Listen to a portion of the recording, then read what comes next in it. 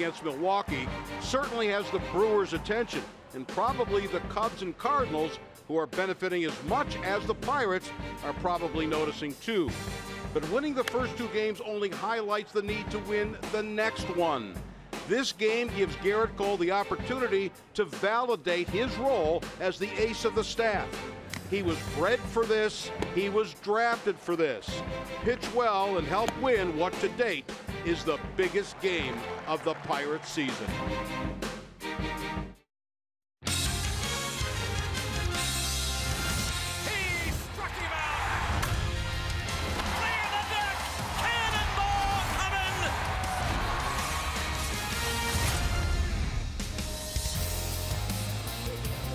The Pirates are playing their best baseball of the season, and tonight they will entertain the first place Milwaukee Brewers here at PNC Park.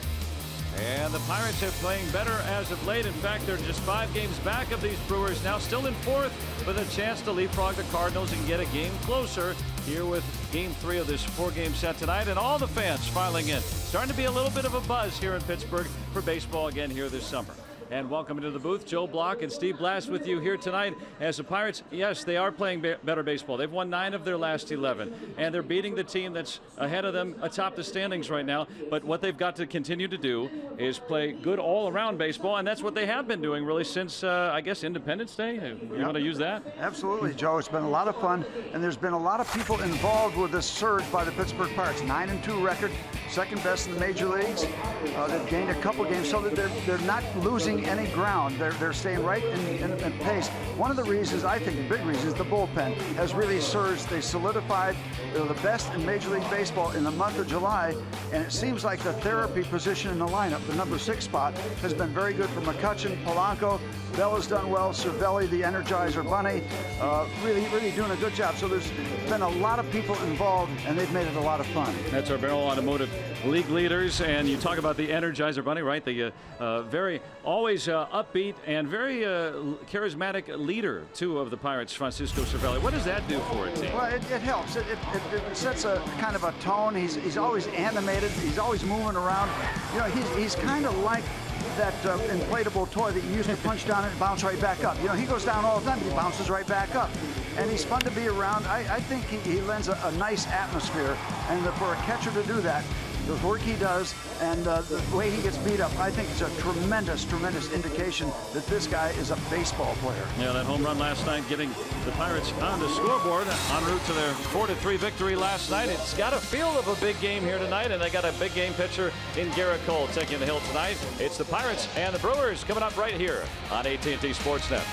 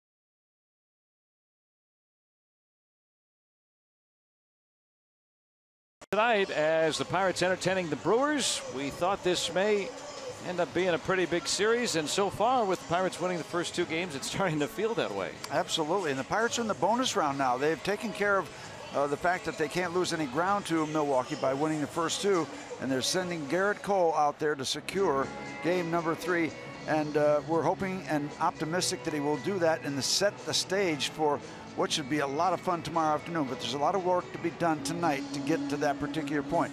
Cole has been outstanding against Milwaukee in his first 2 starts this year.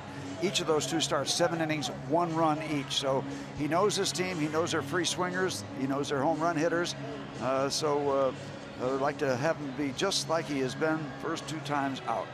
And try to keep the ball in the ballpark, which he's been doing a better job at here recently, and also doing a better job against left-handed batters too. And so far, the way that this series has gone, there haven't been any stopping the Pirates so far. But we'll see here at Game 3 tonight. Here's Craig Counsell's lineup for the visiting Milwaukee Brewers. Domingo Santana back at top of the order, then the lefty Thames. Aguilar in there for Ryan Braun, a late scratch today. Travis Shaw, the lefty. Perez and Bandy, Broxton and Arcia, and then Zach Davies. Yeah, it's okay to have Braun out of that lineup. That's okay. And for Garrett Cole, overall, making start number 20, 7-7, 4.35 ERA, and he wants it to be a lot better than that. And it starts here with a strike.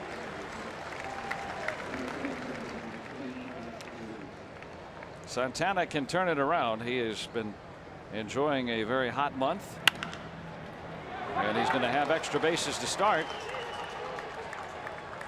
Marte in that no man's land out there in left field watches Santana crawl into second with a double to start things, and he's been one of the hottest hitters in July, over 400. Takes that pitch that's down and in, 2-seamer, and just gets it inside the chalk. Nothing spectacular about the contact, but it has the perfect direction and gets himself 2 bases. Well, even though kind of an unconventional leadoff hitter, not that super speedy contact guy, he strikes out a lot, but walks a lot and hits for some power. So kind of the swinging Brewers, right? They hit a lot of home runs. They strike out a lot. Yep. Garrett has given up 20 home runs in his first 19 starts. So one of the priorities, keeping the ball in the yard. And Thames among the league leaders with 23. And keeping lefties at bay. That is something that Cole has been doing better and better at over the last 6 starts. Starting to, those numbers coming way down in terms of opposing power, batting average. That was really stinging him in those bad starts that we saw over that spell last month. It's got to be part of the reason he's 4-1 in his last 6 starts.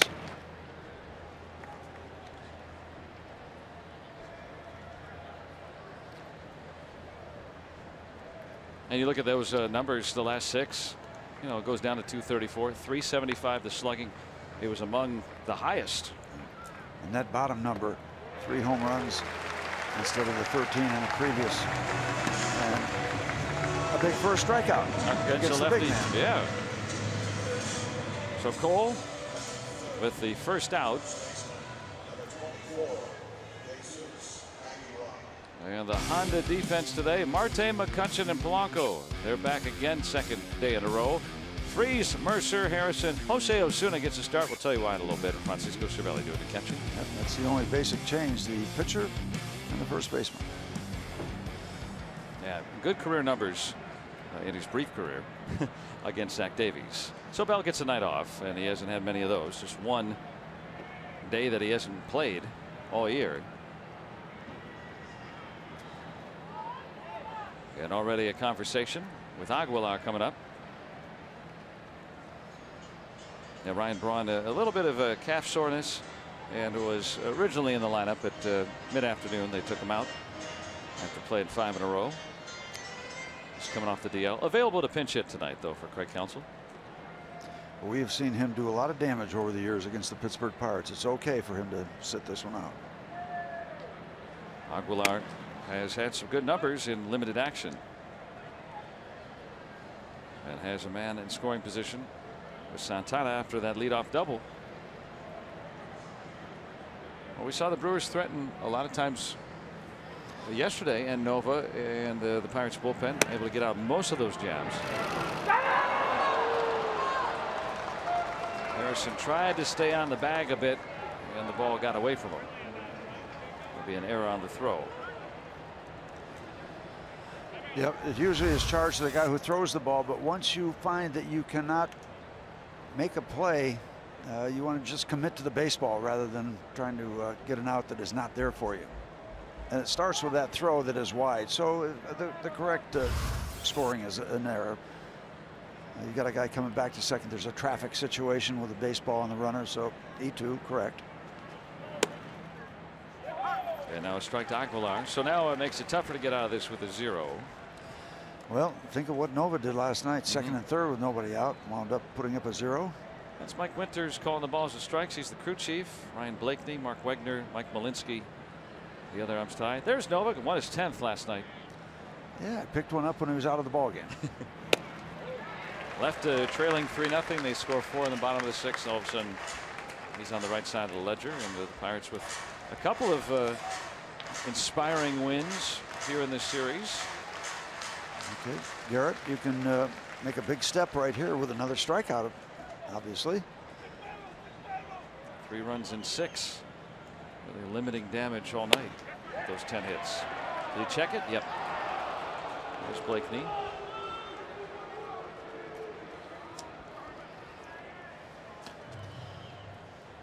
Well, I thought he went around, but I became a fan halfway to home plate with this delivery, and the correct call is that he did check.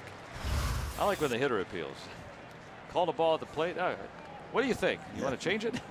No, it's called a ball. Don't appeal. And that will score the run, and Aguilar will reach. So an RBI single, and Milwaukee starts off on top.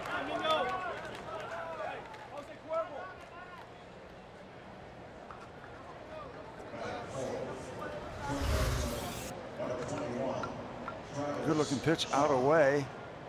Just hits it back up through the middle. I don't think it's going to be anything that Josh could have done had he gotten the glove on it.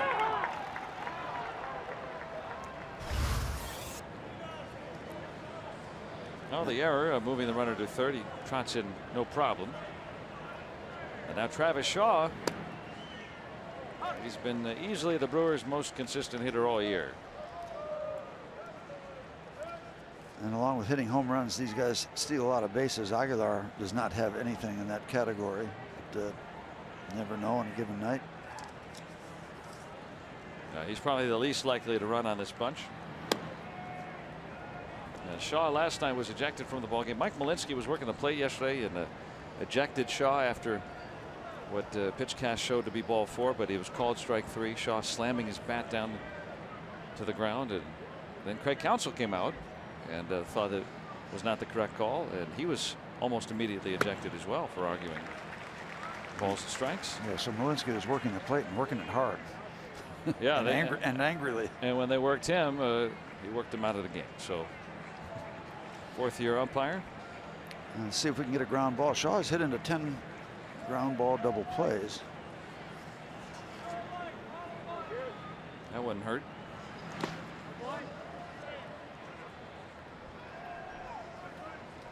There's the very animated and very passionate Pirate backstop.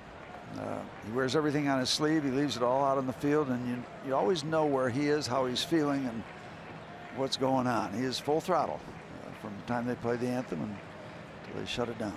Haven't seen Chris Stewart start since July 4th. So Cervelli being an Iron Man of catchers. Shaw with the Brewers' 3rd hit of the inning.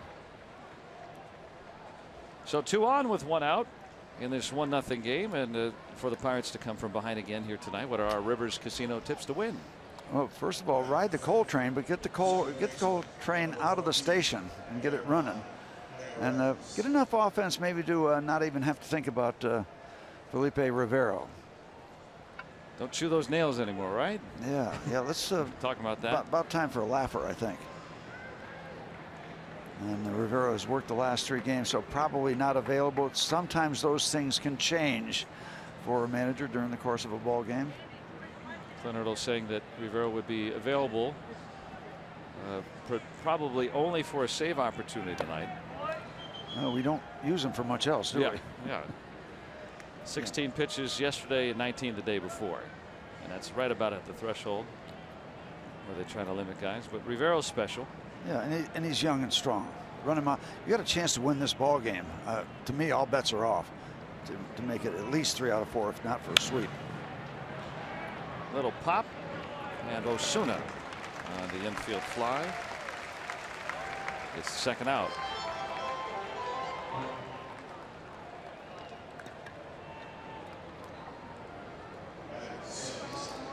Working on some minor damage control here for Garrett. Well, lead off double. You can live with a run every now and then. Not that you want to when you go out there to start a ball game. You want that 0 in the first inning.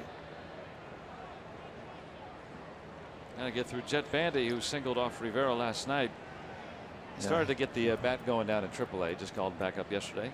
You got it started early too against Felipe and got a ball right there. Not every fastball that you guess right on you can get to. That was right down the middle. Now that's around the edges. Even though you're guessing correctly, it's difficult. But he was on that one.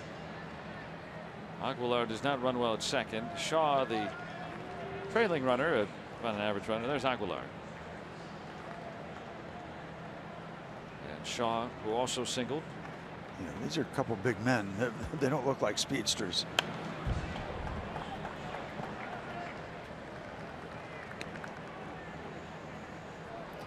.96 miles an hour from Garrett as he puts in a full shift here in the top of the first. Yeah, 20 pitches now.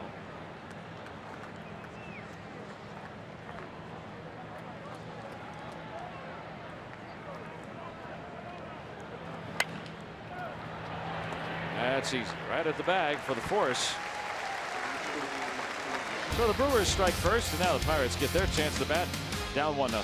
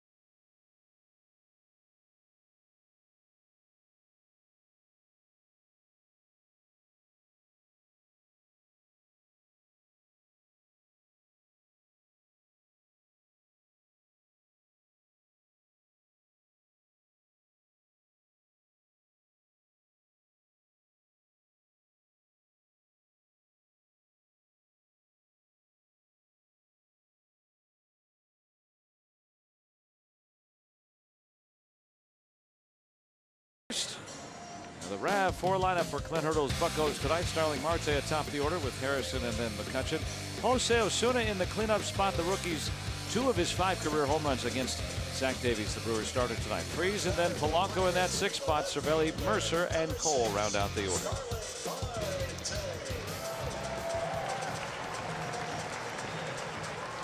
Marte in his 2nd game back after the 80-game suspension, facing Zach Davies tonight. And here you have a contradiction.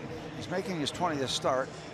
He's been knocked around. Opponents hitting .291, but he's 11-4, but he's averaging 7 runs a game in support. So that's why he's 11-4. People say, how can he be 11-4 with those numbers? Well, because you're getting 7 to work with every night. And he is not the biggest guy in the world. He's 6 foot, 154 pounds, out of the state of Washington. 24 years old. They got him from the Baltimore Orioles 2 years ago. And only averages 5 1/3 innings a start too. So you think, as Marte lines a base hit, I think he wouldn't be around to be eligible for the win very often. But that is that. And Marte, with that good speed, is aboard to start things here in the Pirates first. He's not going to overpower you, so when he lives in the middle of the plate, in the middle of the strike zone like that, you're going to have opportunities to not only put the ball in play, but put the ball in play with some authority. Marte, who played 12 rehab games at Bradenton and also at Indianapolis, doesn't look rusty at all. He's 1 for 3 with a single and a walk yesterday. By the way, don't take Mr. Davies lightly. He has won his last 4. And it's still 11-4 no matter how you cut it. The rest is details. He's won 11, only lost 4. But just for balance, the Pirates have hung a 10 ERA on him in his career against the Bucks. Over 10. Yeah, they've hit him well. He's 1 in 3, 5 starts, 10.29 ERA. And where'd the one win come from? Yeah, he's had his moments. He had a pretty good run last year after a sluggish first 3 starts, but this year has not enjoyed the same success. Yeah, he was 11-7 last year with an ERA under 4. Good lead. And Marte with 47 steals last year. Just a dynamic that the Pirates have not had much of. Really changes things with that threat on the bases. 162 of those already.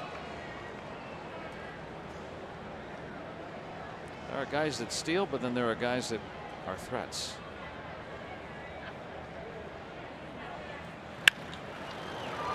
Toward the hole, and Arcia with a one-hop throw that gets away, and the men will move up. Pirates have runners in scoring position with nobody out. There's a break for the Pirates, and that ball thrown to second just bounced out far enough in right center where both infielders, middle infielders, had to go after it. That left nobody at second base, and Josh just strolls on into second base. So it turns out from probably just a force play into no outs and Pirate runners at second and third. They'll give him a single on it. And then the error on Arcia. His 14th. And the 22-year-old shortstop, very talented, but like sometimes we see with young shortstops, they can make the extraordinary, and then they sometimes can make also the routine part of an extraordinary play the other way. Made a great play to get it, and then threw the ball away. There's the 3 men on the left side for McCutchen. And there's an 87-mile-an-hour delivery, and it's not going to be a whole lot faster than that. Obviously, this young man is not the biggest guy, but got a great changeup.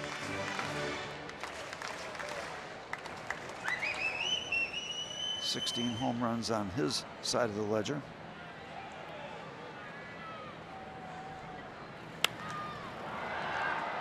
High and not very deep.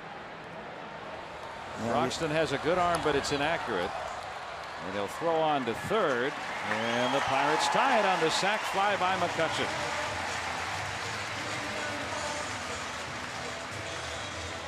So both teams benefiting a bit from first inning errors and getting a run. So RBI number 52 for McCutchen.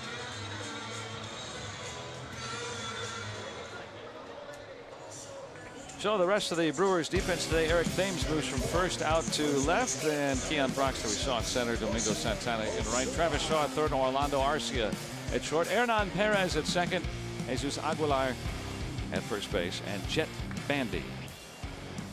16% he throws out behind the plate. Well, we are underway, not in pristine fashion. An error for each team. Jose Osuna, a couple of career home runs against Davies in just 6 at bats. Marte is in. Pirates have quickly tied it. That pretty much sums up why Osuna is there and not Bell. 2 for 6 with 2 dingers. covers that. Play that matchup tonight. Why not? Bell's been playing a lot.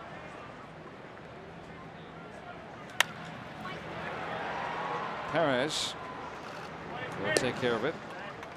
Harrison now at third, but with 2 away.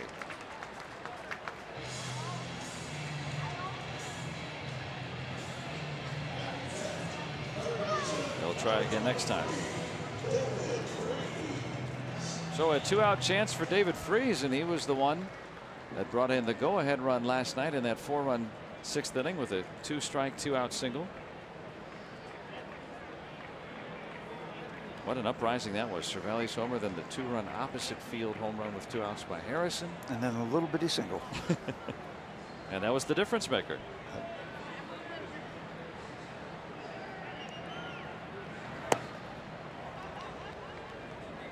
And so the Pirates are down 3 runs entering that 6th inning. Didn't matter.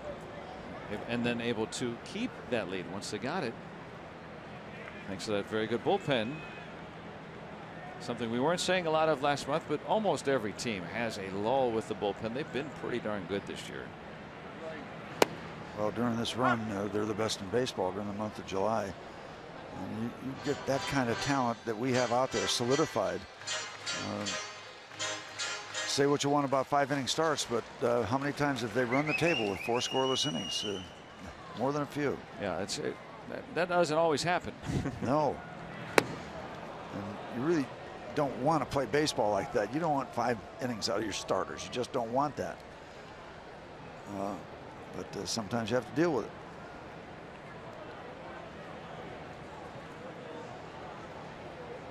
One and 2 now on Freese. Trying to get Harrison home from third with 2 outs.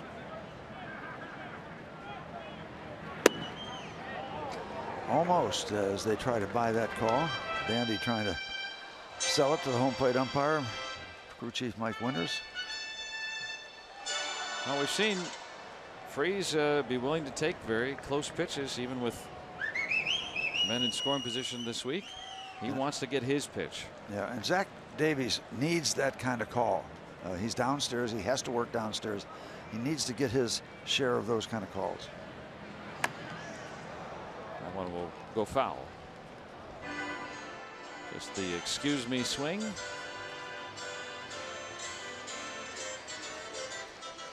Andrew McCutchen. Pirates do all right when he drives in a run. I mean, the old adage, right? The Pirates offense, so goes Kutch, so go the Pirates. And you know, there are other contributors, but boy, he's always the last 2 months now. Red hot. He's been the engine. Just like those gloves he wears on the base paths.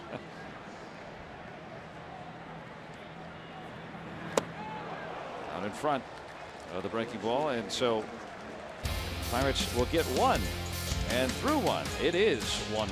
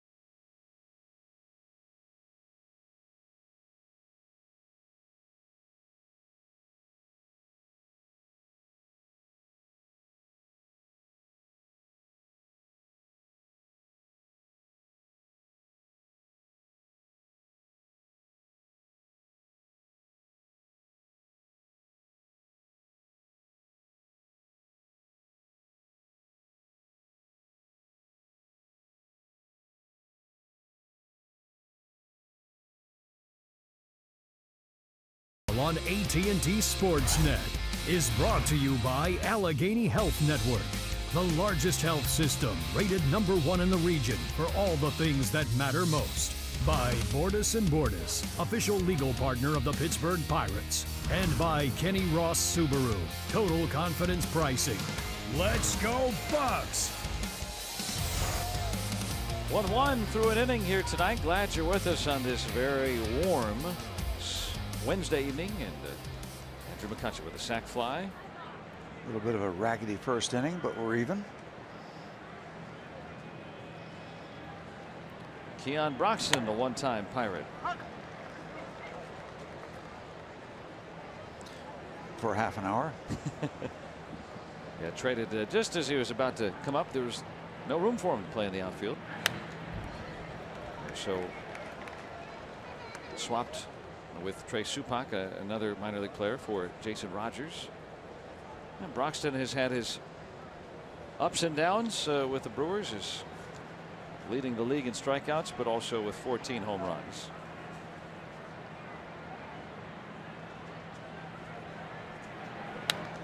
Three hits in his last 45.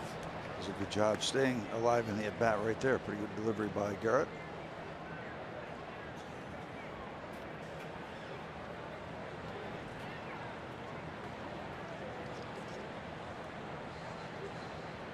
Runs very well. You want to keep him off the bases to start the inning. And got a break there with a pitch that very easily could have been called strike 3. That's that top one. WB Mason strike zone. There it is. And we'll try the bottom part. Cole's second strikeout. Well, that's what happens when you're leading the league in strikeouts. You're going to get pitches delivered right there to compound the problem. That's a perfect. And at 97 from Cole, whose velocity higher than any other National League starter.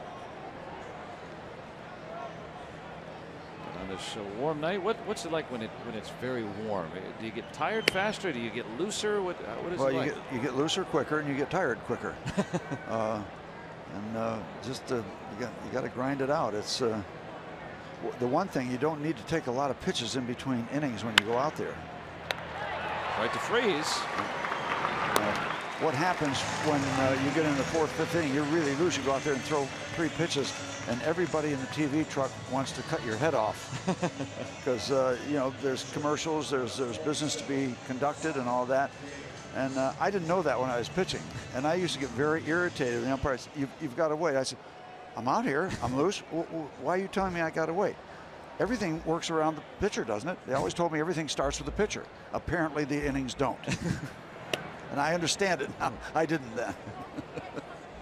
Yeah, I got to wait. Yeah. So maybe go out there a little later, right? Well, that's exactly the way to do it, because you really don't need much during the summer. And I even go to the Little League games. My grandson is in. These kids go out and they're throwing 10, 15 pitches in between innings. It's okay, guys. You're loose now. Go ahead and don't waste it all before you get started. Ah, when you're 10, you can do anything, right? Yes. when you're 32, you can do anything. Yeah, that's 44. True. Yeah. 67. 71. Nice. Nice. Very quickly takes care of Davies in a 1-2-3 inning for Garrett Cole.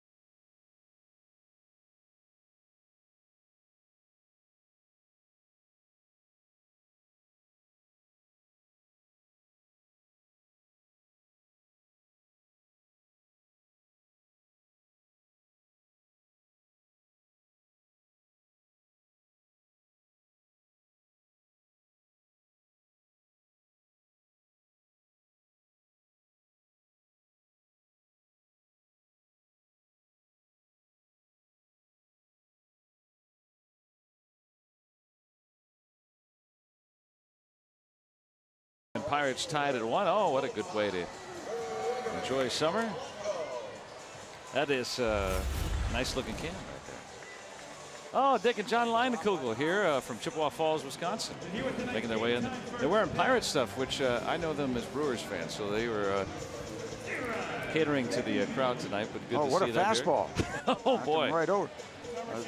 Would they be Badgers, Wisconsin Badgers? Yeah, I guess so, right? If you're from Wisconsinites. But good to have them here tonight, making their way here in our first city. I was talking with Dick today, and he said that they are really enjoying their stay here and really think the Pirate fans are really great. So that was nice. Welcome. Yeah. Guys. They'll want to move here now that they've spent some time in Pittsburgh. That happened to me. There are extenuating circumstances, your wife being from South Hills. Well, I also really like it here. Here's Polanco. And something's bugging him. There's been some gnats. You know, when I was growing up, I used to call them gnats. Oh. Wasn't it G-N-A-T-S? Yeah.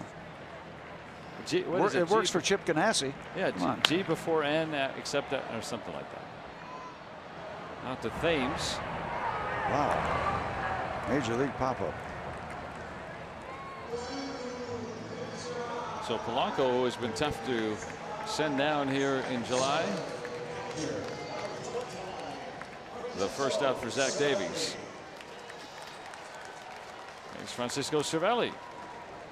We were talking about him when we started the broadcast today, but some of the things other than just, you know, simply how he plays the game, but the other things that he does. Yeah, the perimeter stuff, the tone he sets, the passion that he plays with is so obvious. I mean, everybody loves playing baseball at the major league level. Some guys wear it on their sleeve. He wears it on his sleeve that he's having the time of his life.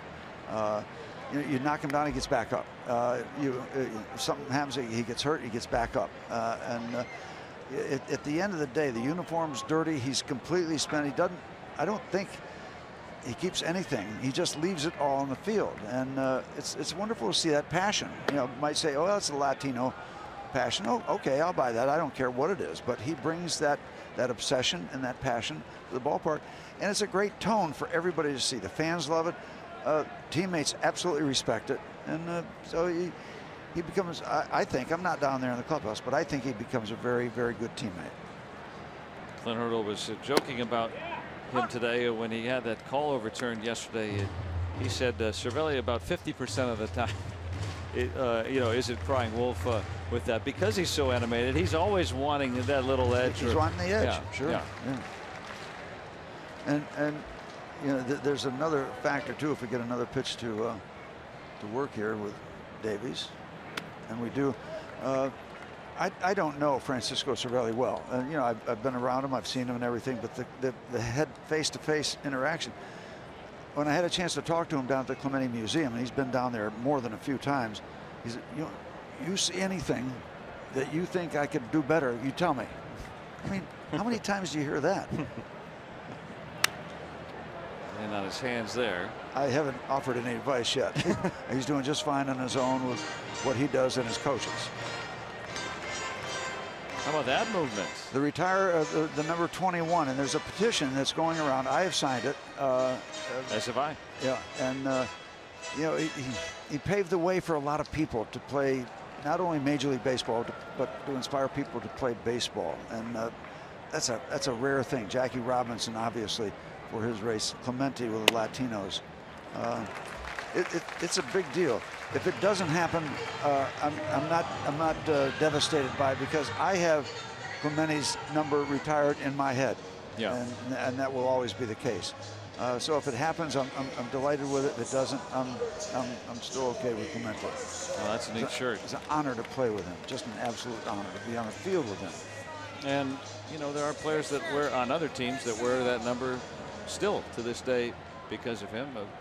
One of whom, with no Latin American heritage at all, Michael Lorenzen of the Reds, for instance. So it just shows you how far-reaching his help to others has been even to this generation.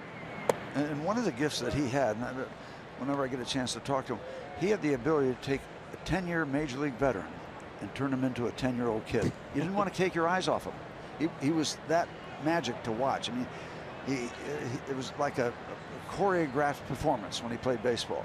And I really don't feel like I'm overstating it. I wish you could have seen him play, live. That would have been, or let alone play with him. One of the things you would have enjoyed when he ran the bases, he galloped. He absolutely galloped, but he got there fast enough, and we'd see him take off, and all right, here's Secretariat going around second, but he'd always get there because his coordination was so good. But it was a different style of running than, say, a Polanco or McCutcheon, and there are different styles of running. He was successful with his, and it made it fun to watch. Well, if it's not retired around baseball, it is retired here and always will be, and will always be thought of with great reverence. Roberto Clemente. You wind up crossing paths with some people that quite by coincidence that you'll never forget, and sometimes by accident, to cross paths with a Clemente, a Mazeroski, a Stargell, and the rest of the guys that I've played with and people I've run across. You get lucky. You get lucky.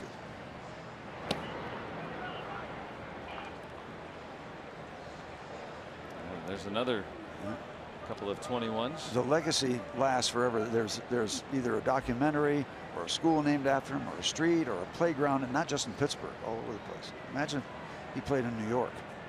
The Clemente legacy. Well, he was drafted by the Brooklyn Dodgers, or signed by the Brooklyn Dodgers, I should say. Drafted in the rookie draft by the Pirates. And he's the Rule 5 guy. Yeah. Called the rookie draft at the time. Same deal as today. And the story goes that a guy that I met a long time ago, talking about people that cross paths with, Clyde Sukeforth, was a member of the Pirates organization, and they sent him to Montreal because the Dodgers tried to hide him up there.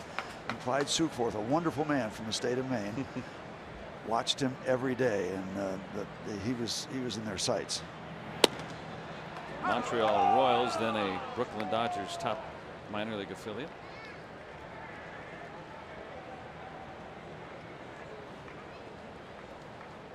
Here 3-2 with the pitcher next. Well, you talk about Davies needing all those borderline pitches, right? Yep. And with a chance to, there you take a look at the spread. I wouldn't be surprised if we go here. Cervelli is running, and that vacates the shortstop position, and now done perfectly, a thing of beauty. Yeah, and the reason you lean in that direction is that this guy doesn't throw all that hard and doesn't get a lot of swings and misses. So you figure your guy at the plate's going to put the ball in play. So send him, you're out of the double play perhaps, or you get lucky this way. A routine ground ball to short, maybe a double play, but now you got guys at first and third, and one out, and a pretty good hitting pitcher coming to the plate. So you take the gamble, and Mercer comes through. A high percentage of the time you're going to put that ball in play. Time of work. And Cole, we'll see what he did. He went down to talk with third base coach Joey Cora just to make sure he has all the signs correct. And again, there's a factor here that this guy's not going to blow the ball by Garrett Cole with fastballs. So you're figuring that Cole is going to put the ball in play. Now, are you trying to avoid a double play? You know, leave it up to Clint Hurdle and his staff as to what they want Garrett Cole to do. Well, Milwaukee has the corners around the bags.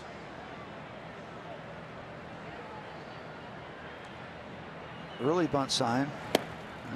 And that will bring the corners in as he showed the bunt. You show it that early.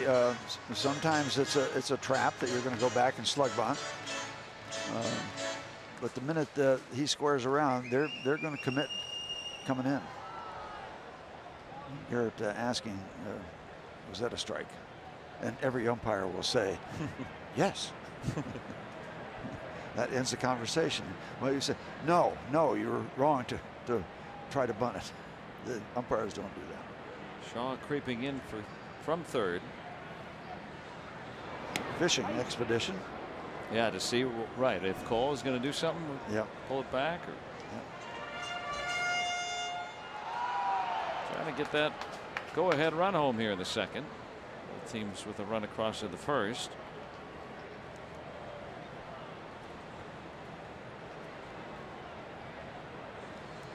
Going to get the early square around.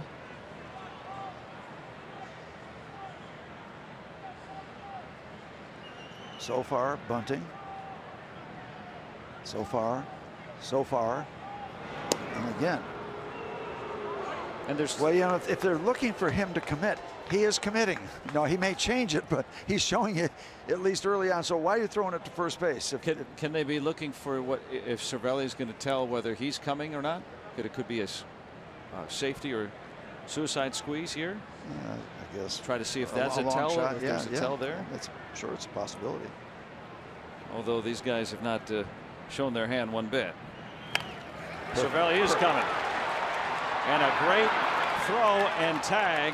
It had to be a perfect execution, and the Brewers got that done. It was a good bunt. Good defensive play. Yeah. I mean, everything was perfect right there. That's the only way that you get Cervelli there. But you still have 2 on with 2 out now. There's Cole. Here comes Cervelli. And the ball shoveled in. That's all about Zach Davies. Getting off the mound. It's all about him because the first baseman's not going to get there. And he gets it in the shovel. It's low. The catcher doesn't have to bring it down from upstairs. That's pretty much textbook. Everything has to go right, and it did. And so you don't get the run out of it, but still 2 on with 2 out. Get right back to the top of the order. Bandy, the perfect tag, too.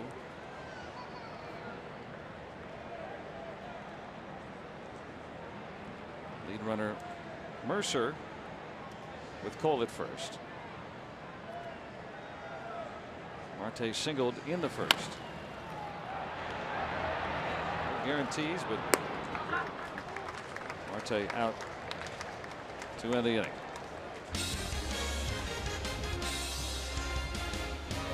And the great Roberto Clemente always looking on here at PNC Park.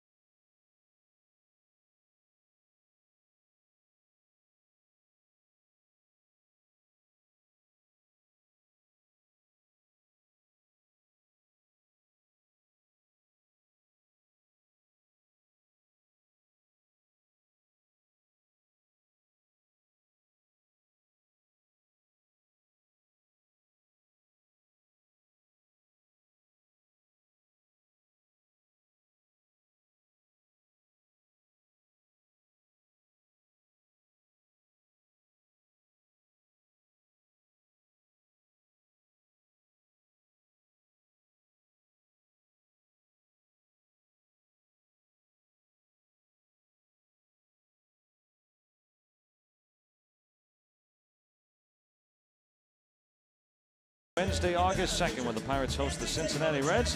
Tune in and help support those affected by cancer in our community by purchasing backpacks filled with exclusive merchandise like deluxe headphones, a limited edition Pirates Charlie Brown bobblehead, commemorative plates, autographed baseballs, leather caps, and so much more. So help us support local charities who help those in our community fighting cancer and their families on August 2nd by picking up a bag online, via phone, or here at PNC Park.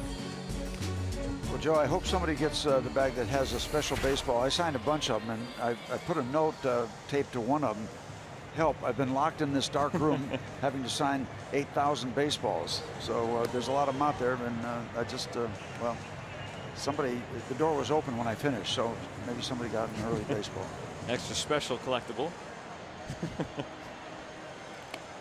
Here we're at a run apiece. Garrett Cole needing 11 pitches to get through the order in order. Yeah, so after the uprising, last 5 retired in order. Back to the top for Santana. Hit a double right down the left field line and ended up scoring the Brewers run. They think Milwaukee's starting to feel the heat. Pirates taking the first 2 games of this series. The Cubs have won earlier today. The lead is down to 2 for the Brewers. Sure, that'll be feeling it. Cole gets an easy first pitch out. Way to do it. Yeah, and there's a long way to go, but you know, they had I don't know if they ever had a massive cushion. What was the most they were ever up?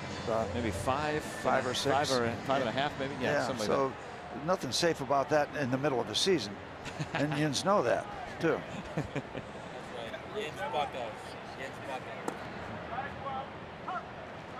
I like it. Well, yeah, I mean, Yins Buccos are trying to get back to 500 if they can get to this win tonight and then tomorrow. Then they are at 500 for the first time since mid-April. So it starts there. Pirates over the last 5 weeks, 6 weeks.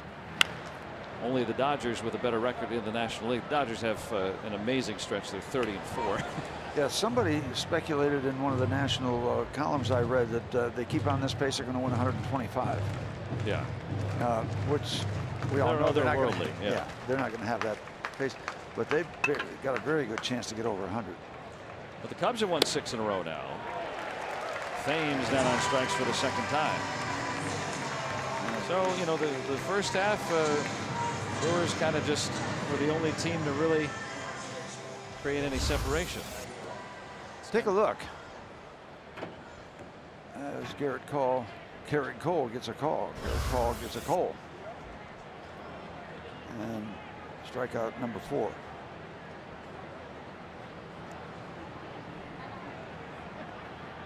Thames blames Winters for that call.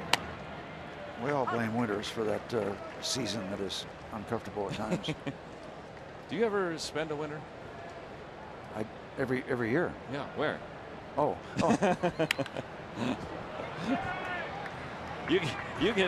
you got smart. Lots of winters in Connecticut and some winters in Pittsburgh. Yeah. I guess it's still winter in Florida when you do go down there. Yeah. Well, it just doesn't feel like it. Yeah. We don't spend a lot of time in the winter here. After the grandchildren approve their gifts, we're released to go down to Florida.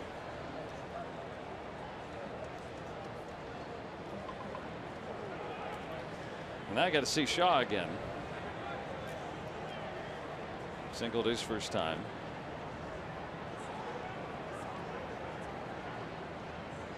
Batting over 300.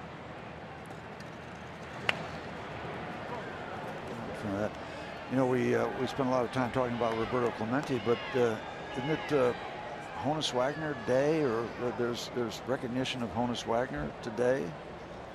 Yeah, Honus Wagner making his debut 120 years ago today.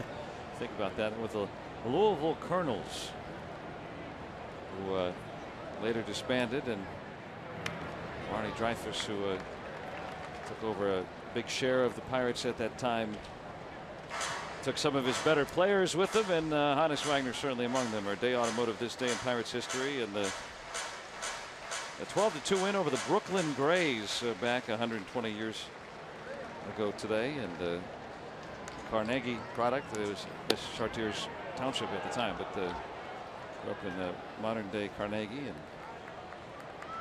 was still very much in and around the Pirates for many years after his retirement, which was still 100 years ago. You think? Yeah, I mean, he was a coach, and then he was a coach emeritus. And Garrett Cole, he is hot tonight. 5 strikeouts for Cole.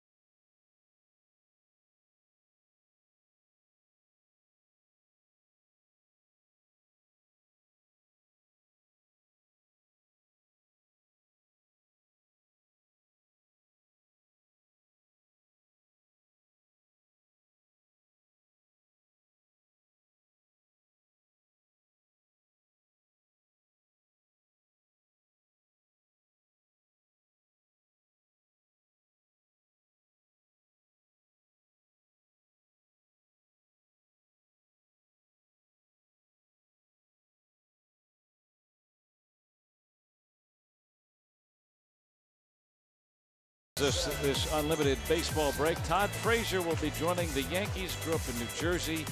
Gets to go home, and the Yankees get some relief help too.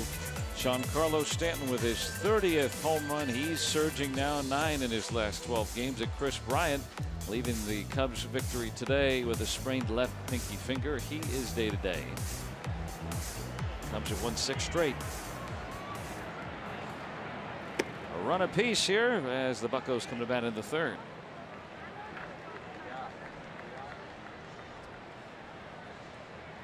Josh Harrison credited with an infield single back in the 1st. Came through that big home run to right field yesterday.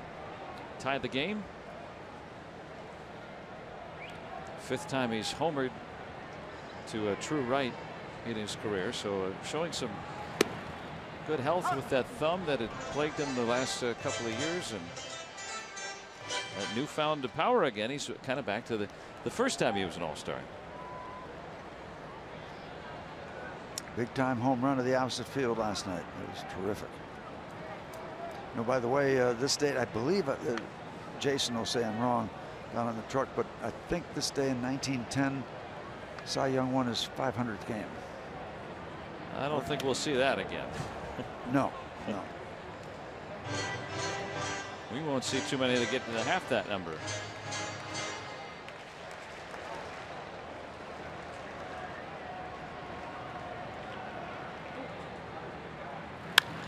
That's cracked into center. Harrison is 2 for 2. And he said that day off over the weekend helped reset his timing at the plate, and he was right on that. Yeah, because if he had continued to struggle, we'd had to put him in that 6th spot in the lineup. That's the therapy room. Solid single to lead things off and get someone aboard for McCutchen.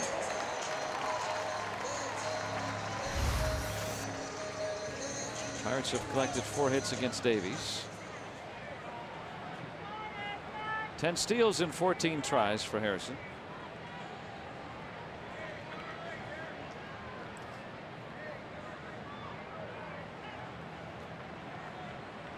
McCutchen with a sac fly, plating the Pirates' run back in the 1st.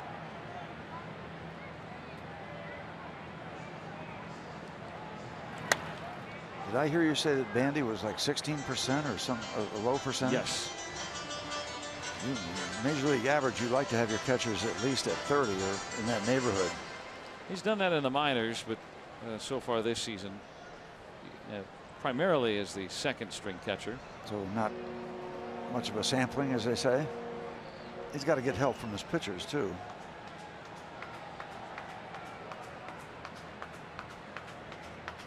We'll see if they test him. Davies doesn't seem to have a real big motion, so I would think Zach Davies, with not being one of those bigger guys, would have to kind of be good at a lot of different things. You know, he doesn't throw real hard. I wouldn't be surprised if he's a pretty good bunter, maybe feels his position well. Now, I may be wrong, but guys that can't throw 95, 97 miles an hour have to be good at most aspects of their game at the major league level. Davies, an accomplished two-way player in high school, and just a good athlete, as we saw in that play at the plate back in the 2nd inning. Yeah, we talk about not throwing hard, but in his early career at the major league level, 25 and 13, good winning percentage. But again, loving that offensive support this year. He's gotten the best run support in the league, and sometimes it's better to be lucky than good, but he has had extended periods where he's been an effective major league starter.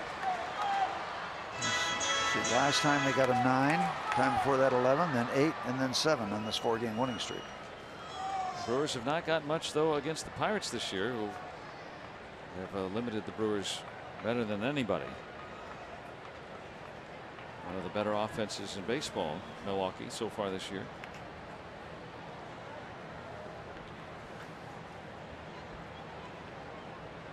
Creeping a little bit, but not going.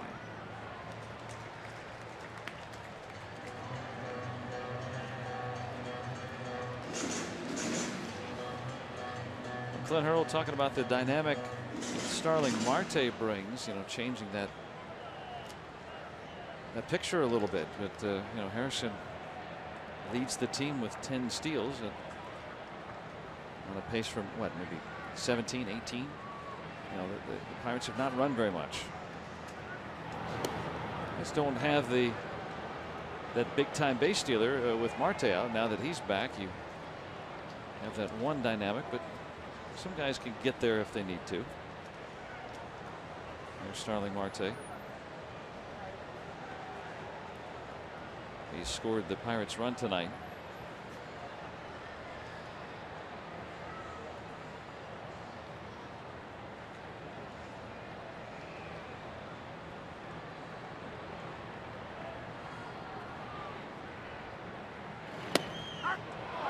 Called out on strikes, and McCutchen doesn't believe so, but it looked like a little cutter that stayed over the outer edge of the plate. Let's see.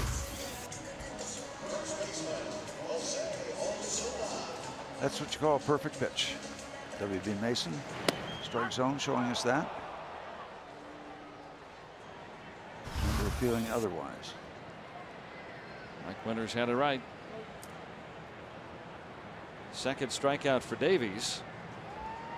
Now Osuna. Hard ground out to second his first time.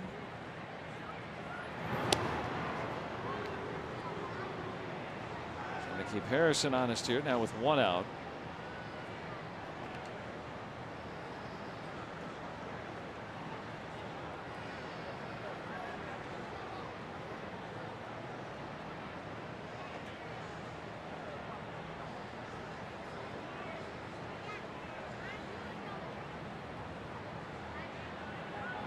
Another move over, and a quicker move, and they are convinced that Josh wants to leave town.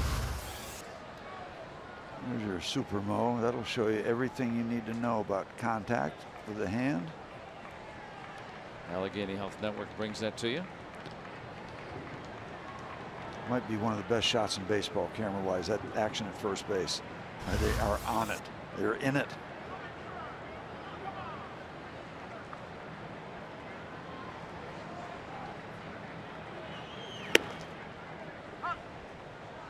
'91 from Davies.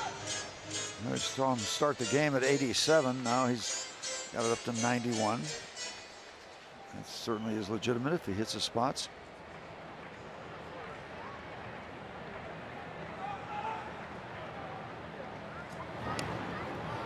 Again, playing catch over there with Aguilar.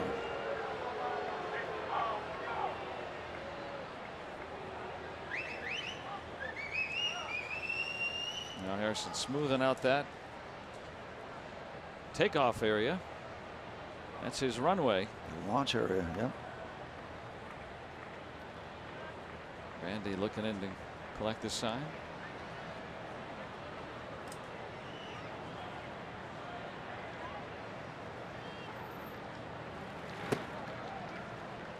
Amazing how they get those uniforms clean.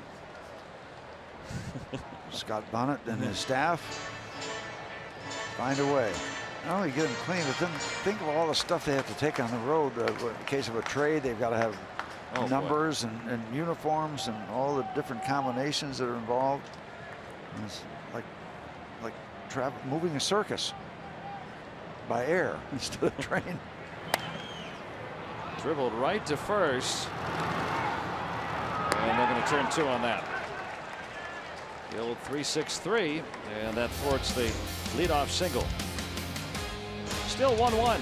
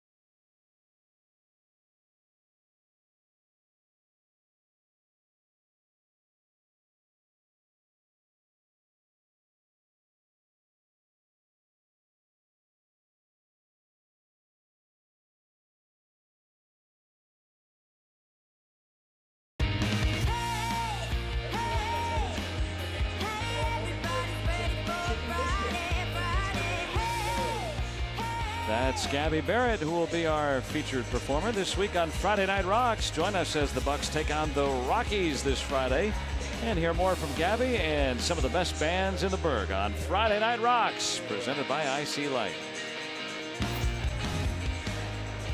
What a gorgeous evening. Thanks for joining us. Hot, warm summer July night here in the burg. It's 1-1. Enjoy a nice treat. And Garrett Cole has treated us to a nice outing so far after that leadoff double, which came around to score. The Brewers have been limited to singles or nothing.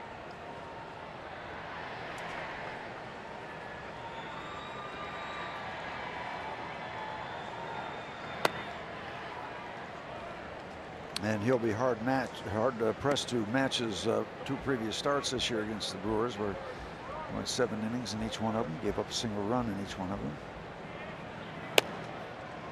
The way the pitch count starts this inning, 7 is within reach, but he's fallen behind 3-0 here. Gotta keep that pace.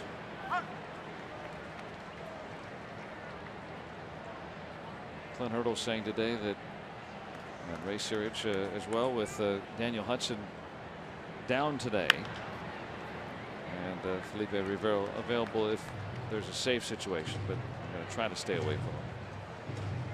So Cole, yeah, if you can repeat that feat, go 7 innings, that would be a big boon to the bullpen. So he can come all the way back and get this first man, and he did. And they knew it. Well, that's the way to rack up strikeout number 6. Come back from a 3-0 count. Get a call 3rd strike. He's gotten 5 strikeouts looking tonight. Hitting the corners.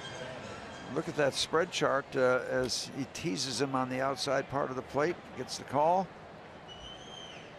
Technically just off the plate, so benefiting.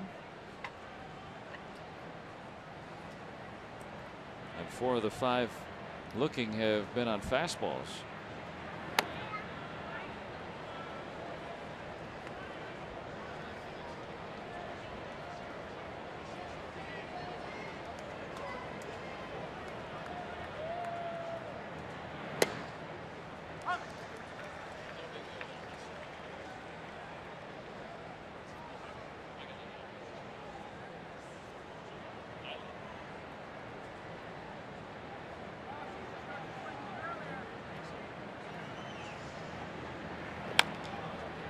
That's a foul ball. And by the way, one last note about Honus Wagner. A lot of people don't know he played a little basketball. There was a good article in the Pittsburgh Post-Gazette last week talking about Hans Wagner and the basketball team. They had Hans Wagner on the front of the uniform. I think some of the scores are 12-9, 15-20, those kind of things. Oh, the early parts of the game. When it was played in a cage, that was a great story. A cage. That was the first cage fight. That was one of the greatest athletes from our city. And Jet Vandy, one of the greatest baseball players to ever live. Honus Wagner. A great biography by Dennis D. Valeria and his wife Jean Burke Valeria. I got an audio tape and listened to it all the way from Pittsburgh down to spring training one year. 19 hours. It was pretty fascinating what he did. You don't mind that Atlanta traffic when you got something like that. Well, yeah. And I was a little east of it. Oh, good. Go down 95 and on over. Keon Broxton. If you can, man aboard. If you can ever avoid Atlanta when you're driving, do it. Avoid Atlanta and New York. We tried to figure out a way to do that when the Pirates played the Braves, so we still couldn't figure that one out. That's the tough one.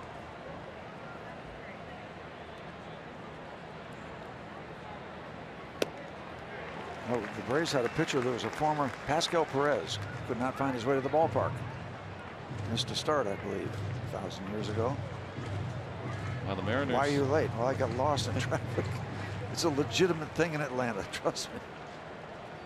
There was a group of Mariners minor leaguers that were having some trouble making the team flight, among them Mark Lowe, and so they ended up spending nearly $700 to get a car and have them drive them to the game.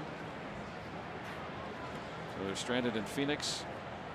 Following a canceled flight, and they took the 7-hour ride on to Albuquerque into another state. Hey, got to get there. Going to Albuquerque? Bugs Bunny, right? Yeah, you got a job. Yeah. Life of the minors, you got it good in the big leagues.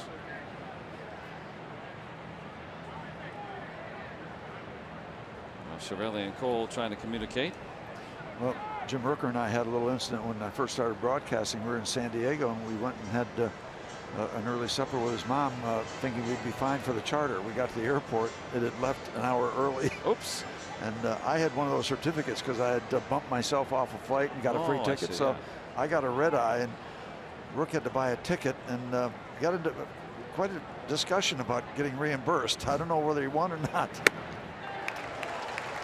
Power against power there, and Broxton has struck out a couple of times tonight. Number 7. So he's got him with location. That time he got him with power. High heat at 97 miles an hour. Tough to catch up to.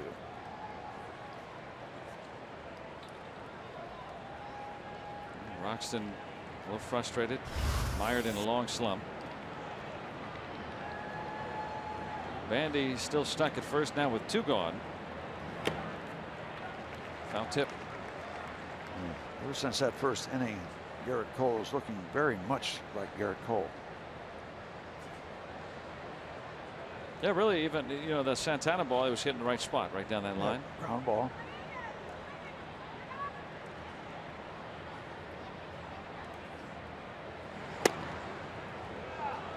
Just off the inside part of the plate. Cole trying to keep the train going. Pirates have won 9 of 11. This is their best stretch in more than a year.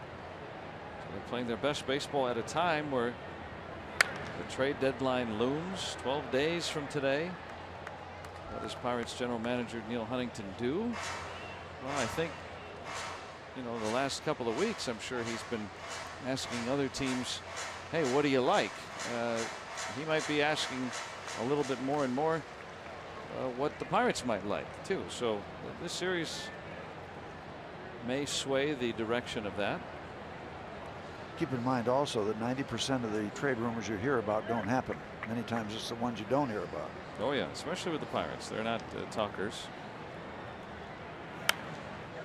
Or the trade deadline last year, there was not a whole lot of rumblings about specifics of just about all those trades, and all of a sudden here they were. And the best one obviously was the Melanson for Rivero and Taylor Hearn deal.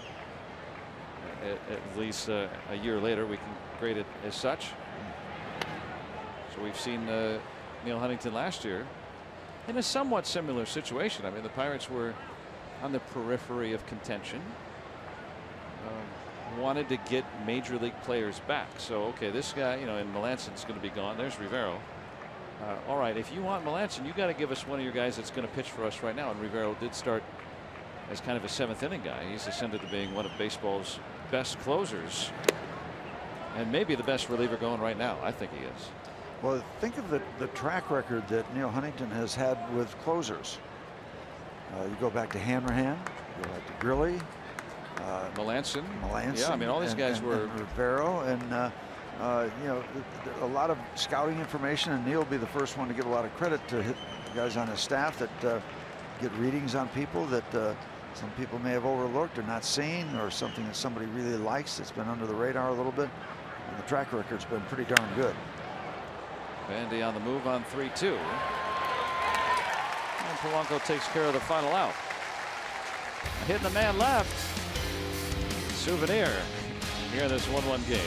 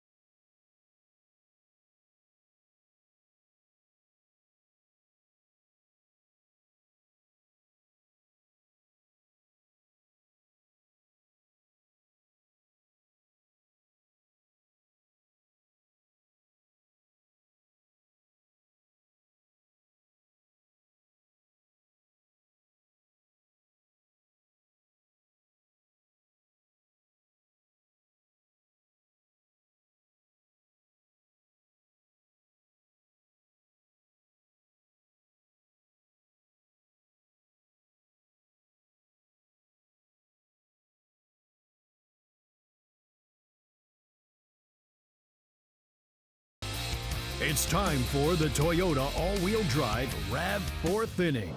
Toyota, what drives you? Beautiful night here, and the Pirates have had a beautiful series so far. Winners of the first two, making things interesting. And Joe, tonight also advanced, there's Vision Care night at the ballpark. And folks from Advanced Vision Care out in McMurray, who make my glasses, by the way. You're looking quite good through my new glasses. The folks there have taken care of our family for a lot of years. So good to see them at the ballpark from Advanced Vision Care. And good you can see them. Yeah. Yep. That's kind of the aim. David Freese will lead it off. Things have settled down after a little bit of a bumpy first inning. A run apiece. Since then, the pitching has been quite good.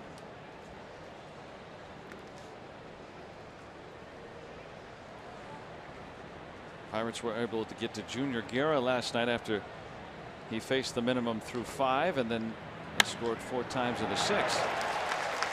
And they get the leadoff man on for the 3rd time in 4 innings. Freeze aboard with a single. Hey, bring the kids tomorrow. It's a matinee matchup with the Pirates and the Brewers at 12:35, and all kids 14 and younger will take home a Pirates Velcro paddleball catch set. Thanks to Mrs. T's Pierogies. Get your tickets at pirates.com/tickets. I like those. You catch every one. No misses. The wonder of Velcro. I didn't learn how to tie my shoes till I was 28. I mean, Velcro is great. We had spring-loaded snaps on the top of ours when I was in 8th grade. They got rusty, and then you had to throw them away. Oh wow. Snapjacks, they call them. They did. They have that today when you want to communicate with your friends. Snapjacks? Oh, I thought you said Snapchat. Sorry. That's where you get your stats, right? Snapchat? Something like that. No, Stats Inc. What is it? What's that source? Stats aplenty? I think so.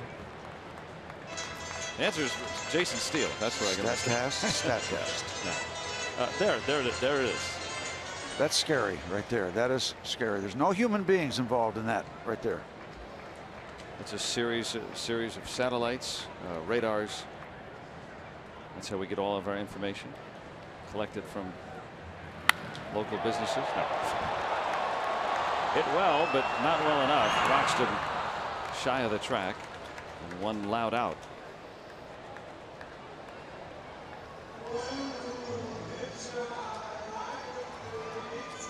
Now, also tonight, a busy night before the game, is Junior Achievement Night.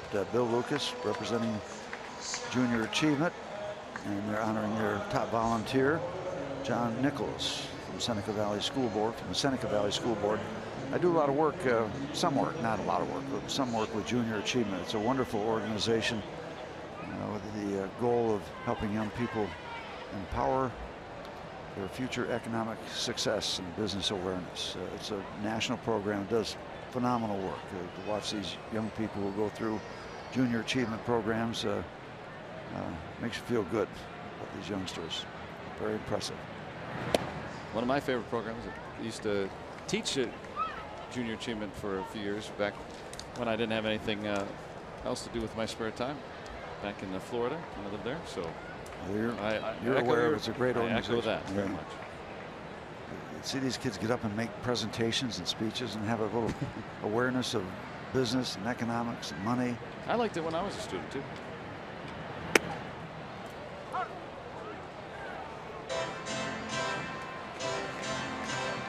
Cervelli. The Pirates have had the leadoff man on in 3 of the 4 innings. They cashed in 1 back in the 1st.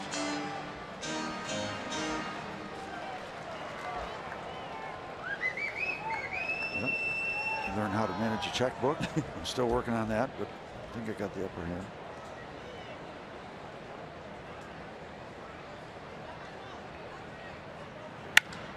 Cracked into center. Base hit for Cervelli. And a couple of hard hit singles in the inning.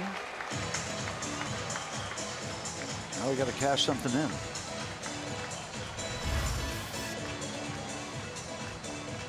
Out over the middle of the plate.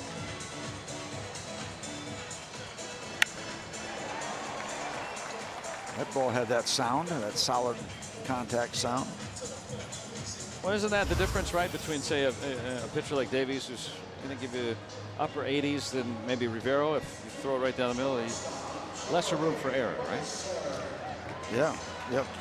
When that ball gets on you that quickly, you don't have much time.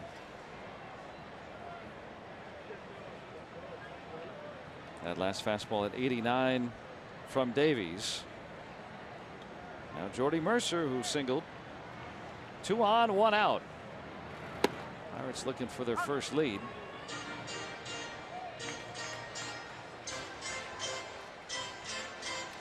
Well, the Pirates set up shop in the bottom of the 2nd inning with runners at 1st and 3rd. Davies is able to get out of it. Well, with the pitcher due to follow, very important spot. Mercer's done well in this 8 spot primarily all year. Yeah, Cole next. When he was up, he laid down a very good bunt, but even better job fielding it by Davies, flipping it to Bandy. Freeze there at 2nd after his leadoff single. Good block. They were talking about the necessity for a guy like Davies to do a lot of the perimeter stuff, and boy, he showed his ability to field his position. As you watch Bandy make a good block, all of himself over there in front of the ball that he could. Former 31st round pick of the Angels 6 years ago out of Thousand Oaks, California. So it can be done.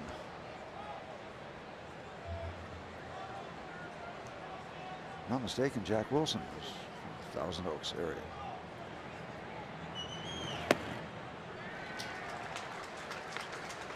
Now 3-1. In danger of loading the bases.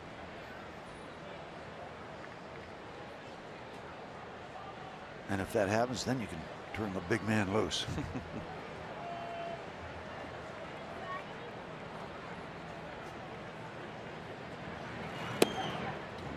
Davies, not good strike. Not giving in, throwing the breaking ball.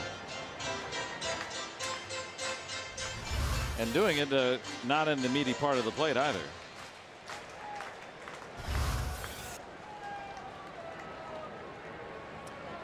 Rather important pitch coming here as we play in the bottom of the 4th. 3 balls, 2 strikes, 2 on, 1 out. Tie ball game. Runners moving late on the pitch, and Freeze is out. Strike him out, throw him out, double play. Kind of a delayed steal there. Shaw did a nice job of getting the tag down. We're going to maybe take a look at this as you see Freeze coming in. And Shaw's got to go in back of him, but does it nicely and catches the arm or the ribs. Or waiting to consider challenging this, holding up the action. And now Mike Winters wants to know, hey, you going to do it or not?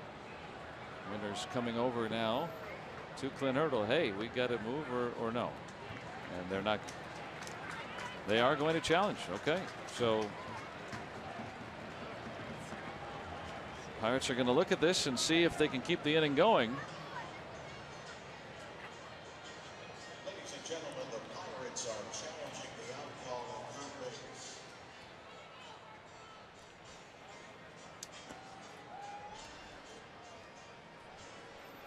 So we'll see if there's enough evidence to show that Freeze was safe.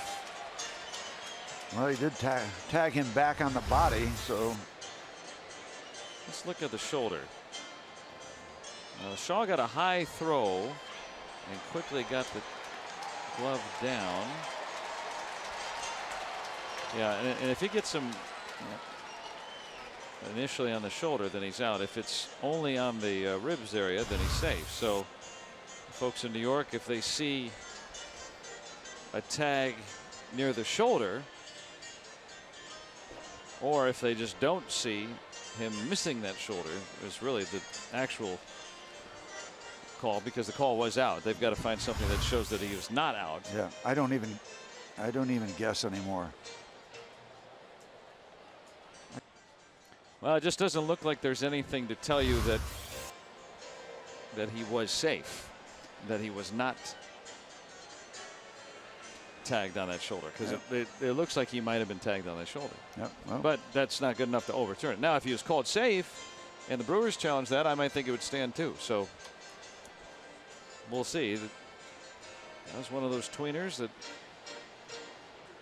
you know, teams are afforded a good amount of time to make that decision. But yep. Let's hold up the ball game again. We love it when we get the call. We whine and cry about holding up the ball game when we don't. Here comes that call. And call somebody stands. apparently disagrees. So the inning ends on a strike him out, throw him out, double play.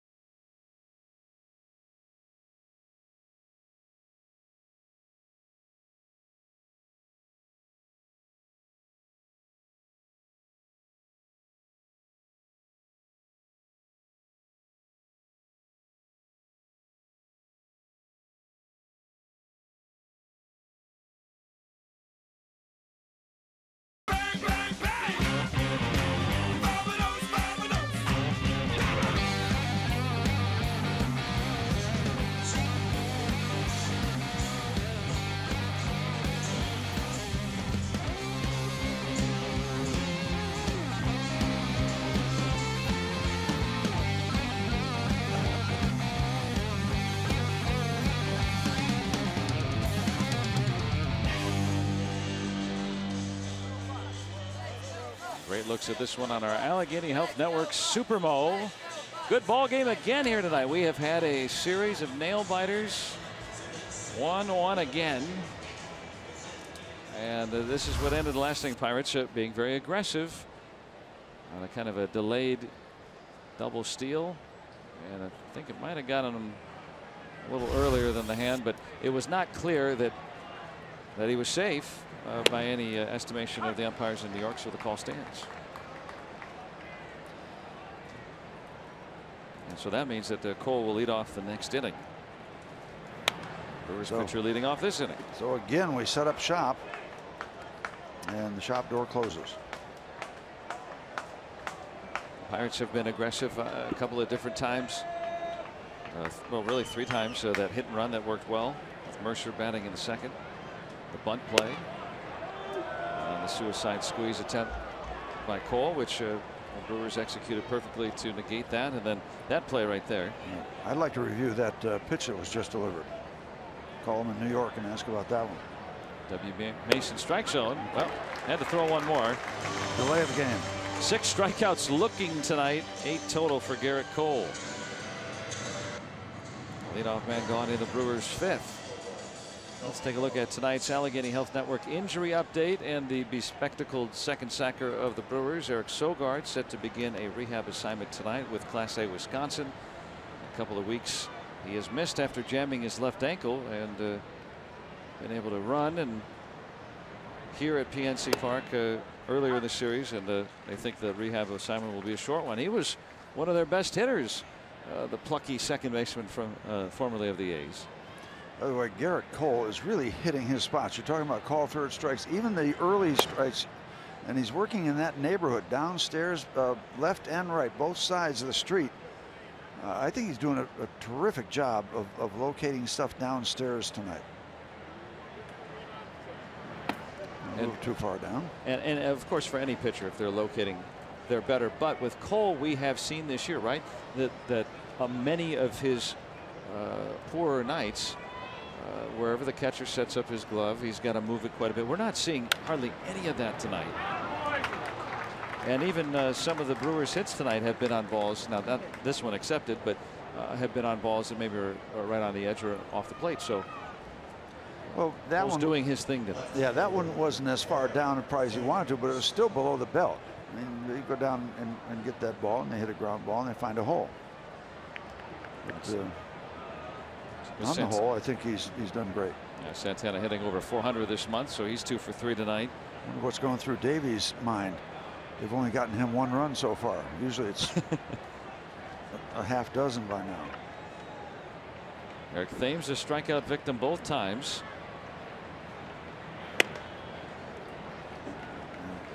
The sound of that particular pitch right there hitting the glove, before you saw this 97 on it, just sounded like 97. Yeah. It had that sound. Average is over 96 miles an hour on the fastball. That's the fastest in the National League. And there's a fastball delivered not in the middle part of the plate, not in the hitting area, but on the corner at 95 plus. I mean, he has that. He has not walked a batter. He's come back from some couple 3-0 counts. And now he goes ahead of things. And that's the thing. When he goes upstairs with a 97, I mean, it's adjusting their sight lines, because he has kind of ingrained the fact he's going to be working downstairs. So he's got that to use the high fastball. And at 97 miles an hour, that is a tremendous weapon. That's how tough it is to keep a level swing when you've got to raise everything up and you don't have much time to do it. I go way back. I interviewed Mike Schmidt like in the probably early 90s. And we're just sitting out in the stands. I said, what's the toughest pitch to hit? Knuckleball, da. He said, 95, 97, right down the gut. He said, there's not much time. Wow. There's simply not much time.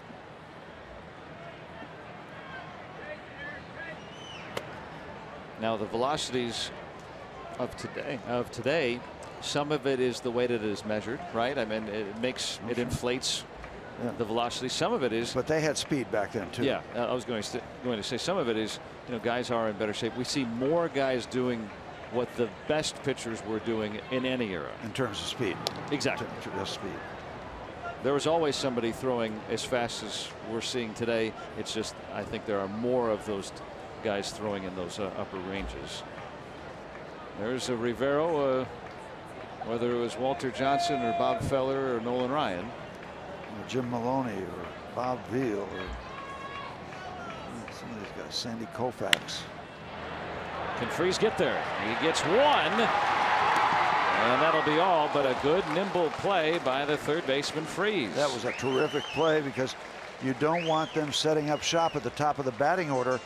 They got what they had available out of it, and they keep it at a situation with a runner on first base and now 2 outs. If that gets through, the Brewers are setting up shop. An important play, a good one and an important one, coming at a great time. Full extension, and now you got to shovel the ball over, and makes it look a little bit easier than it was. And Mercer turning that one quickly just to give a chance at a second out. Remember, the third baseman usually doesn't play around the bag too often, but these days with shifts and the very limited experience Freese has had at second, making that look rather easy for a guy who might get 3 or 4 plays like that all year.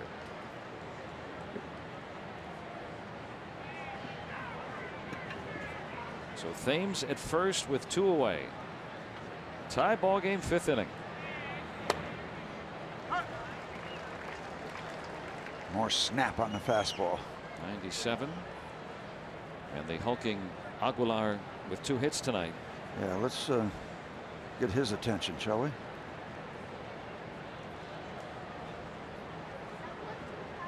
Cole likes that one. Pitch number 80 of the night. Looking breaking ball, kind of maybe a little bit of a backdoor breaking ball in that it probably started just off the inside part of the plate, and many hitters will give up on that thinking it's going to stay inside. Yeah, and that's a great pitch because they give up on it thinking it's not going to curve in and get in the strike zone. 98 from Cole. He's having a night. The trains are rolling. 9 strikeouts for Garrett Cole.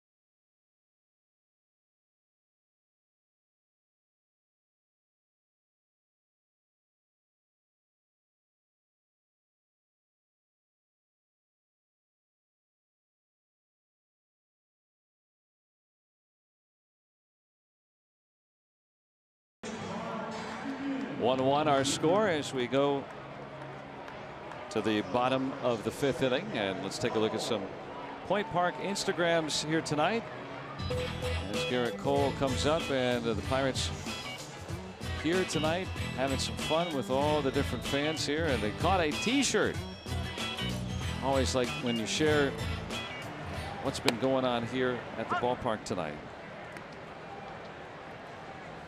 Now we've got a good ball game for you, a run apiece.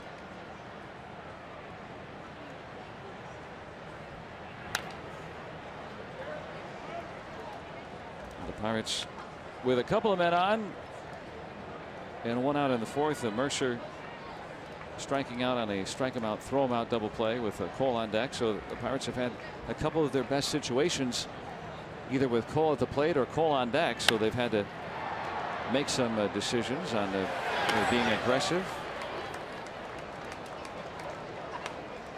So leadoff man gone here, and Starling Marte will come up.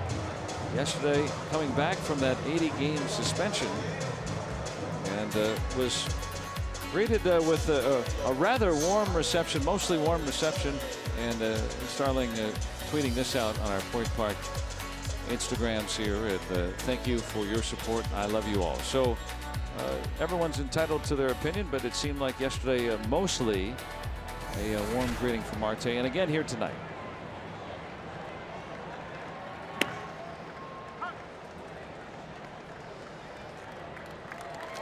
And they want a partay. I think most people, you know, if he performs, then they're going to be happy with it, because at this point of the season, the Pirates really needing to get over the hump, and they're starting to play their best baseball of the season.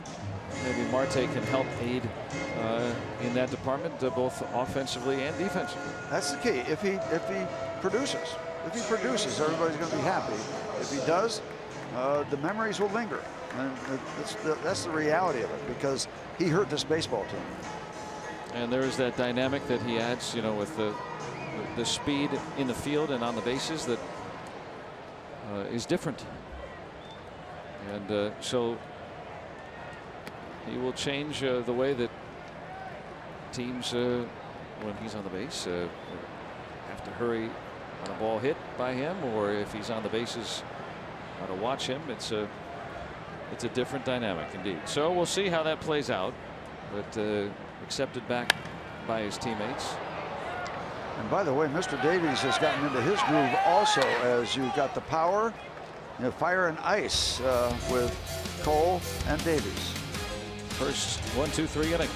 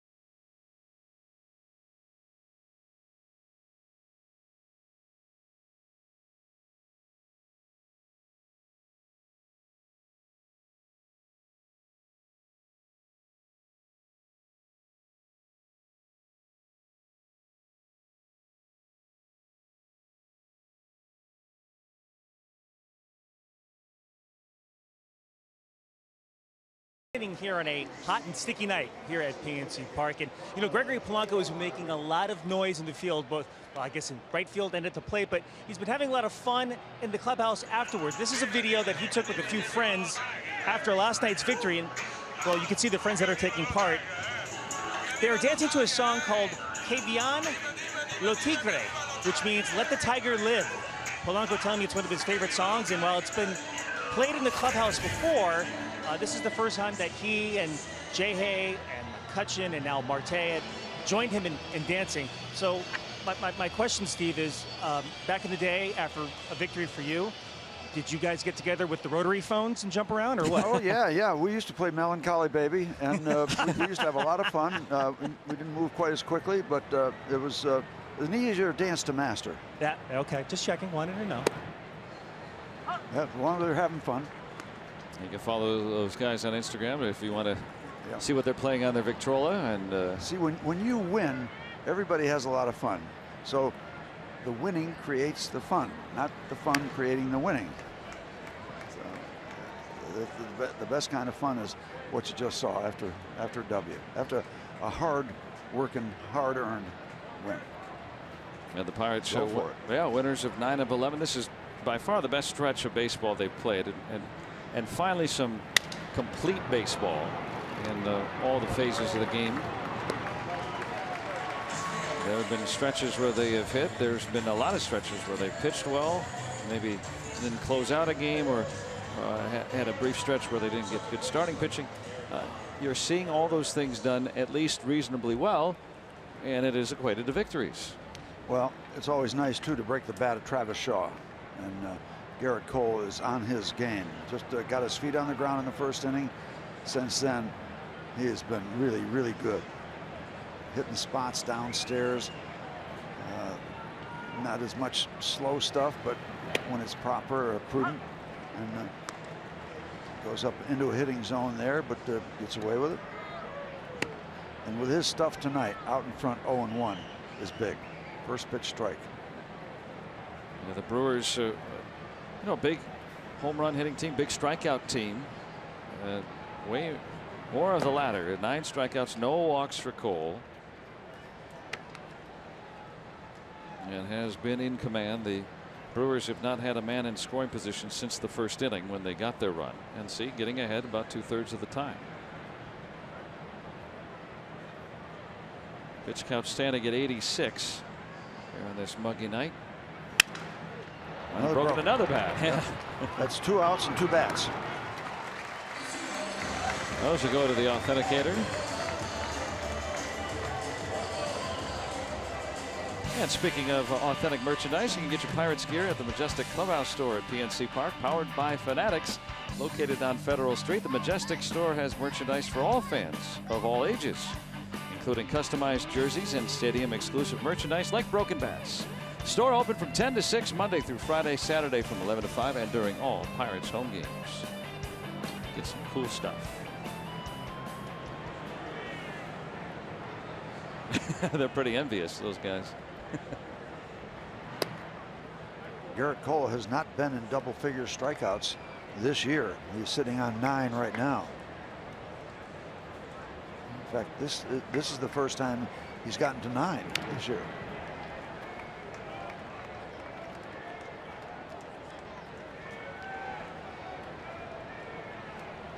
Zach Davies. Yeah, without the power, but doing a lot of pitching, and you can get it done different ways.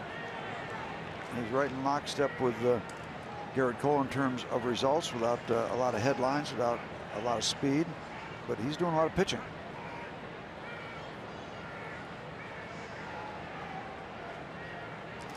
See, they talk about that support he's gotten, 7 runs. That's knowing when to pitch. That's knowing, picking your night. Okay, they're going to get 7 for me. I'll do that. Bandy down the line.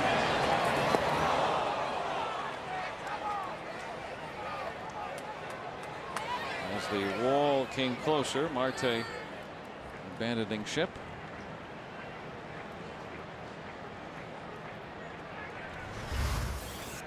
Now, where was this? Let's see.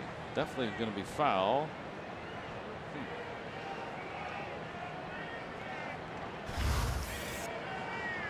No guarantee he makes the catch, but maybe he thought that ball was going to disappear into the seats. Well, it came a long way. We've seen him make that play. That one didn't happen. Not the easiest play to make. There's your trio of outfielders that I would go through the whole year with. Polanco, McCutchen, Starling Marte. And when they're on their game, that's a group that's hard to beat. And last night, like tonight, only time we've seen him in this alignment this season. As they shuffled the outfield positioning to begin the season, but Marte out those 8 games, going back to the way things were. Hands are out, but the bat stays back, and we go to a full count. So Garrett Cole, as we said, has not walked a batter.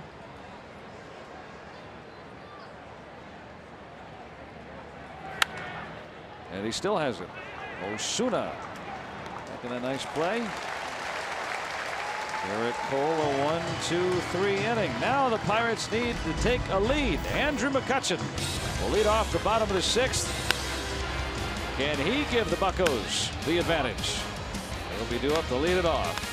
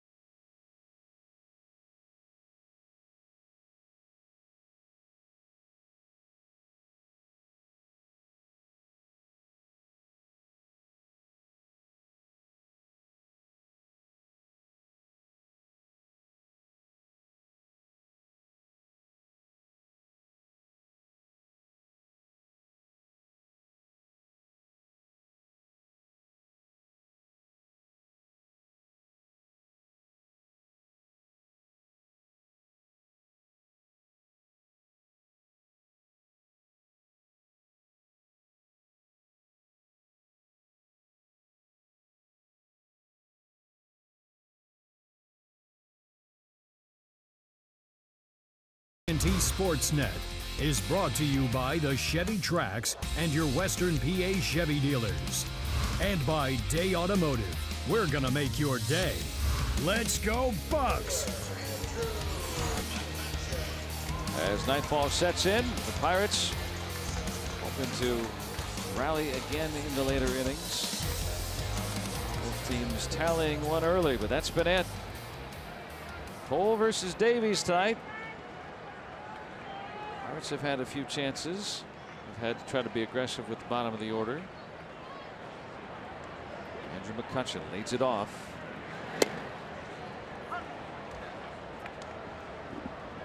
His sacrifice fly plating the run back in the first.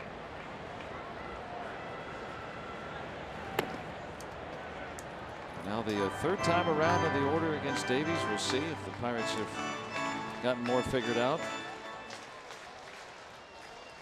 4-1-2 and 1979. Fought off right to Aguilar. Then Davies is making his pitches. So the leadoff man gone in the Pirates' 6th inning. And thinking ahead to a month from tomorrow, the Pirates are going to be in action in Williamsport. And our Point Park social media and Scott Bonnet, the clubhouse manager for the Pirates, showing off the hat that the Pirates are going to wear. Look at that. I'm looking. Very, how can you not see it, right? Neon. I wonder if they'll wear something that says like West or Far East, or you know, all the regions.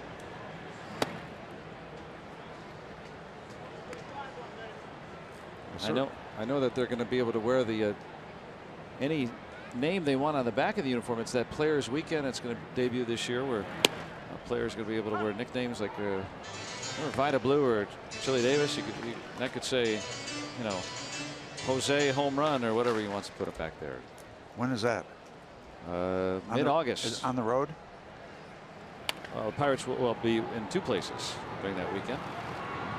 Here and then in Williamsport for that Sunday night game in conjunction with the Little League World Series. Special game against the Cardinals. Well, you'd be able to find the Pirates with those hats, that's for sure. By the way, Garrett Cole has thrown 93 pitches. Nothing happened in the Pirate bullpen. And in 4 innings, he has struck out 2. 4 2-strikeout innings. Been very good. But Davis is right in lockstep. This game had a funny start, but boy, it has turned into really, really good pitching. Nothing more than singles against Davies. Pirates had a 10.29 ERA previous tonight against him in 5 starts. Not a lot of starts, but still they knocked him around and then some. But he's been very good tonight. There have been stretches where Davies has been an effective major league pitcher. Really last year, after 3 tough starts to start the season, then about a 3.5 ERA the rest of the way. This year, though, up and down.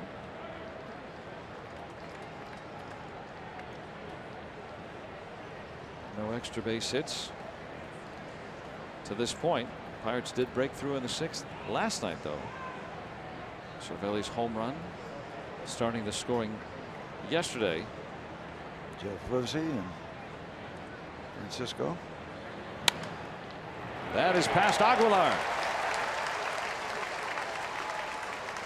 And David Freese. Can he do some work to the opposite field or what? He just slices that ball. Slice and dice.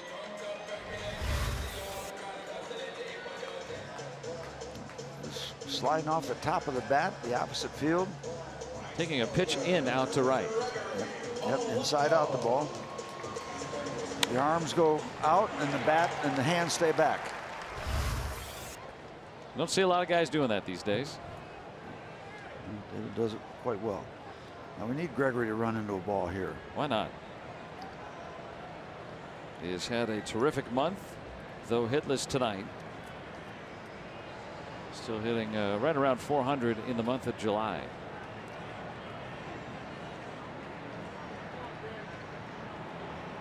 412 coming in.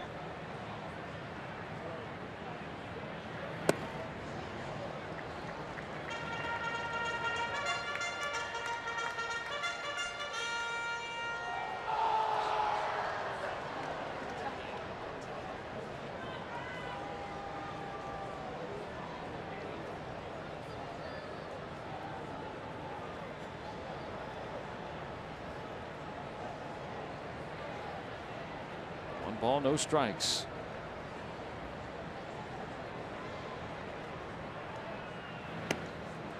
Now the count in his favor, 2-0.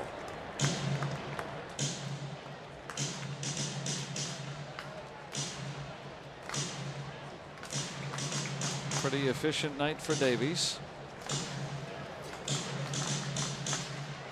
Pirates scored 3 of those 4 runs in the 6th last night after 2 were away. That's the kind of pitcher he is. He gets a lot of contact.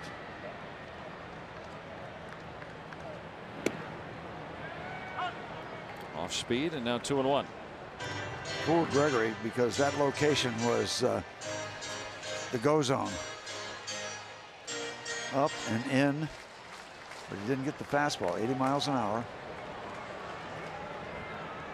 So Davies does not give in with a 2-0 count. There you see that pitch up and in. That's a power zone. Get the fastball. Or you're guessing right, off speed. Now 3-1. Now again, will they put David Freese in motion in case you hit a gap or catch a gap?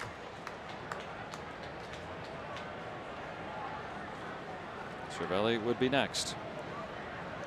Thinking contact, but David does not run particularly well.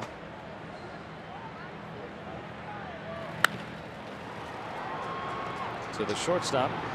Marcia gets the final out. 2-out single left aboard.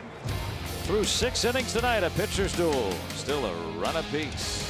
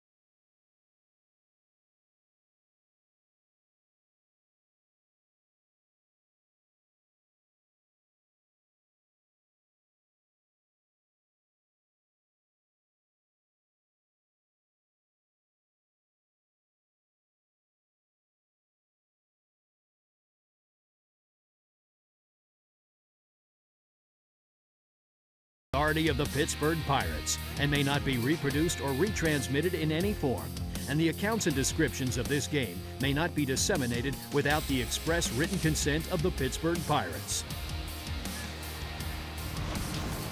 The Nissan road ahead tells us that tomorrow the series finale will feature Jimmy Nelson, who's the best healthy pitcher the Brewers got right now. He's having a nice season. Jamison Tyles having a nice one as well. Good pitchers tomorrow, good young pitchers in the finale. Matinee. Join us early for the action tomorrow. Lunchtime baseball. Can they be any better than these two? The way they pitched tonight, Cole and Davies. Excellent. And 2 different approaches. It's good for young pitchers perhaps to see that might be watching. You can get it done different ways. I absolutely agree, and highlight that with the fact that these days it seems a lot of young pitchers, they want to look at that number that they throw and not, they're not looking at 1 run over 7 innings and did the team win. It's, can I throw 90 or whatever, or 80 or whatever age you're at. that matters to some degree, of course, but if you're an effective pitcher like Zach Davies has shown tonight, throwing 89 miles an hour, who cares if you get drafted in the 26th round or first overall like Cole? Eventually they might be dueling and pretty darn even as they are tonight. Broxton is 0 for 3. It proves once again we didn't see this coming after the first inning. Proves again the fact that you don't know what's coming next, and that's a big part of the charm of the game. Checking out the lowdown, and J.D. Martinez of the Diamondbacks left the game. Again, hit with a pitch in the left hand. They said, though, just a contusion. So think about Diamondbacks going out and adding somebody and thinking that they might lose him for an extended period of time. But so far it sounds like it'll be all right. Point Park scores as well. The Cubs already winners today. By the way, Zach Davies is in the on-deck circle, and that could change. They have action going on. Cubs putting a lot of pressure on the Brewers. Look at that score. 7-0 Mets in the 6th over St. Louis. So if that score holds and if the Pirates can win tonight, they'll leapfrog. And I'll take a ride on the boat. Yes, everyone. Heading out to the point. Nice warm night. Perfect night to be out there. Perfect night to be here with us. Cole is having it. There's king of a night. There's double figures. 10 strikeouts for Garrett Cole. And with nothing happening, Davies will hit. Why not? He's been in lockstep with Cole as Garrett gets the swing on the bad curveball. The bad for the hitter, the good for the pitcher. Francisco will find it. 10 strikeouts. Double figures for the first time this year for Garrett. And his 10th double-digit strikeout game of his career. He's just surpassed the 100-pitch mark.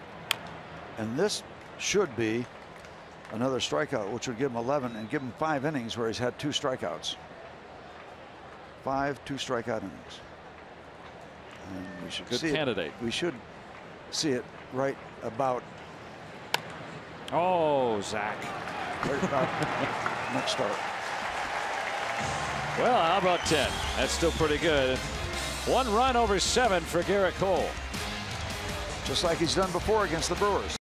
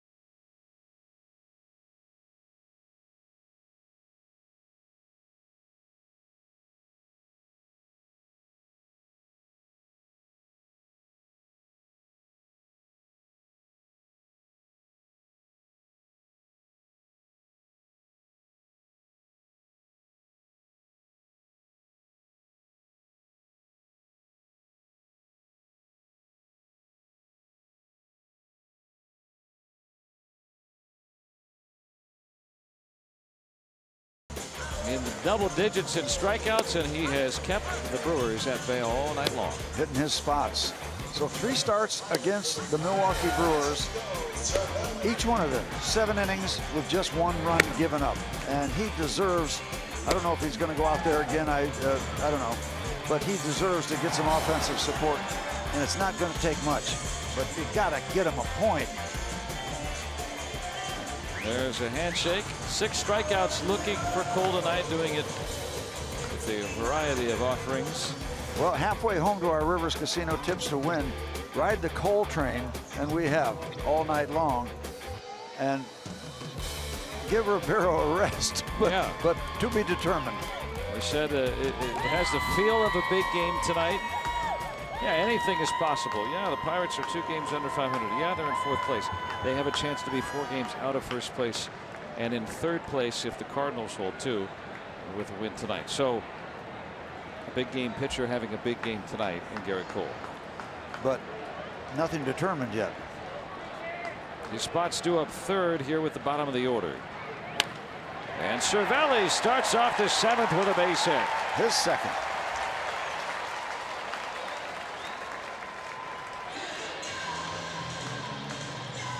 Been on base all 3 times tonight.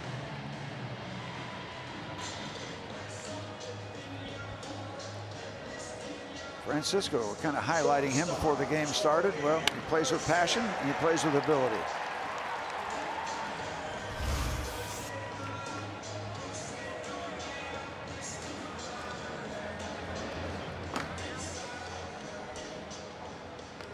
Juan Nicasio getting up. Nicasio was down last night. John Jaso moving into the on-deck circle, so it looks like Cole will be done after 7. The magnificent 7. Carlos Torres getting up. I beg your pardon. Jacob Barnes, the right-hander, getting up for Milwaukee. Though Davies' pitch count much lower this hot night, his effectiveness will determine how far he goes. Well, they let the starter go 1 man too many last night. And they'll let Davies go 1 inning too many tonight.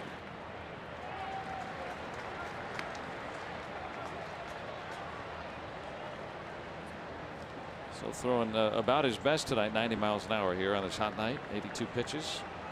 I don't know much about strategy. I'll be the first to admit that. But if they were to lose Mercer, would you keep Jaso and have Cole come up and bunt?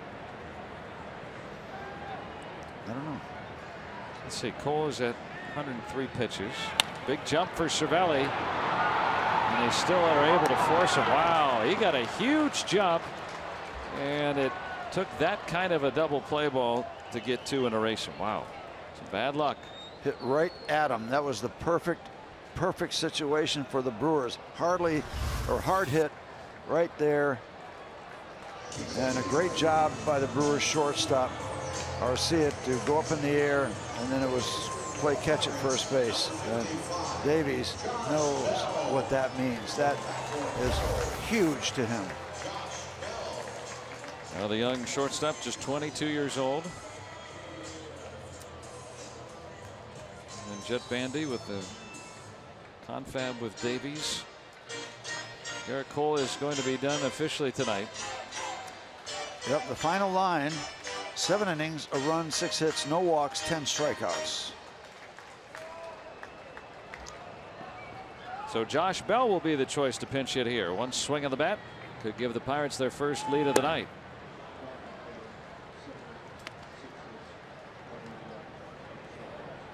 Great night for Cole. Maybe they can do it like they did with Nova last night. Davies snapping off that curve. Well, incidentally, with Davies, he's only pitched into the 8th inning twice in his career, both times last year.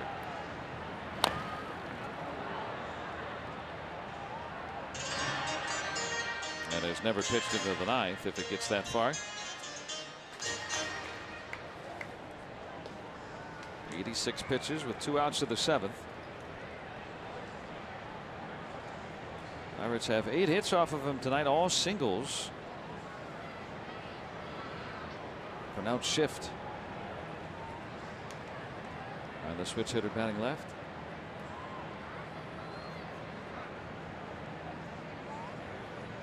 If Bell can get aboard, Starling Marte would be next.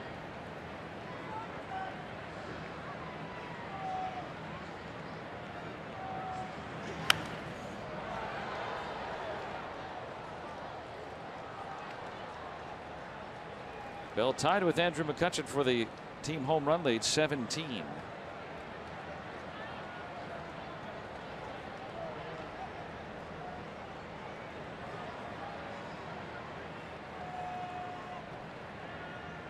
Another 0-2. And now 1-2. Just take a quick moment to say hello to a couple former neighbors, really good Pirate fans out in the South Hills that have had some challenges health-wise along the way. John Shira and Mike Morelli. They're watching and they're rooting hard. They are great Pittsburgh Pirate fans. We're going to pull one out for you guys. Pirates have done that the first 2 games of this series. Winners of 9 of their last 11. Not led tonight. And Bell down on strikes. So we're through 7. And a good pitcher's duel this evening.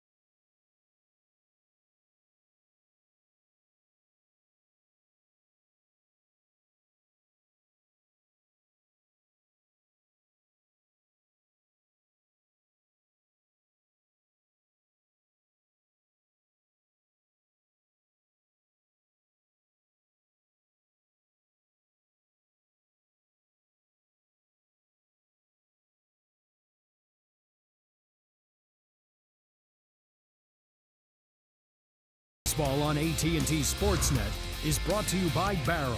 Check out the Barrel Hot list at barrel.com. Now the only way to buy a car. And by Levin's, the official furniture and mattress supplier to the Pittsburgh Pirates. For the best quality, service, and value, shop Levin's. Let's go Bucks! A run apiece into the 8th inning. Both teams with a few opportunities, but mostly very good pitching tonight between Garrett Cole and Zach Davies. And MLB.TV every night, every device, watch every out-of-market regular season game live. Plus, get a free subscription to At Bat Premium, the #1 app for live baseball. Blackout and other restrictions apply. Visit MLB.TV for details. Well, the Pirates have blinked first as Cole departs and Nicasio comes on here to work the top of the 8th. See if Juan Nicasio can hold the fort. And the Pirates can do something once again late in the ball game to bring in the win. His numbers. He has been very tough to hit. And he will be brought on to face the top of the Brewers order. Santana, Thames, and Aguilar ahead of Shaw. And keep in mind that Craig Counsell still has Ryan Braun if he is indeed available to pinch hit off the bench. Counsell saying that he was before the game tonight. Santana deep out to right. And Polanco looking up. There it goes. An opposite field home run for Santana. So for Nicasio, who had not allowed a home run in 10 months, now on this homestand has allowed 2, and both have come to give the opposite team the lead. That one will have a drink.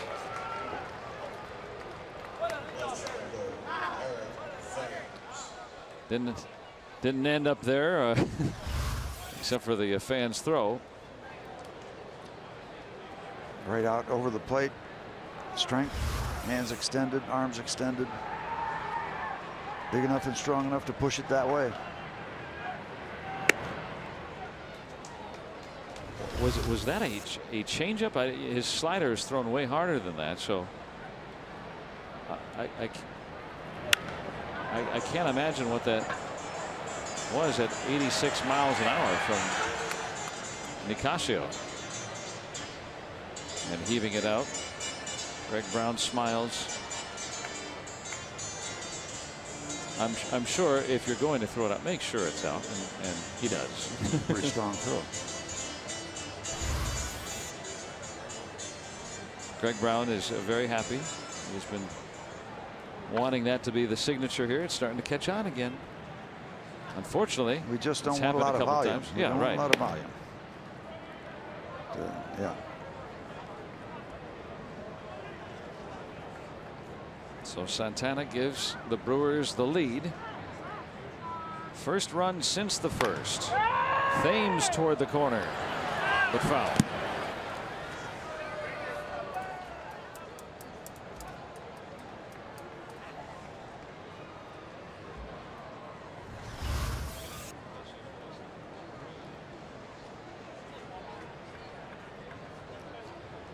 Couple of pretty strong arms right there. Eric Thames.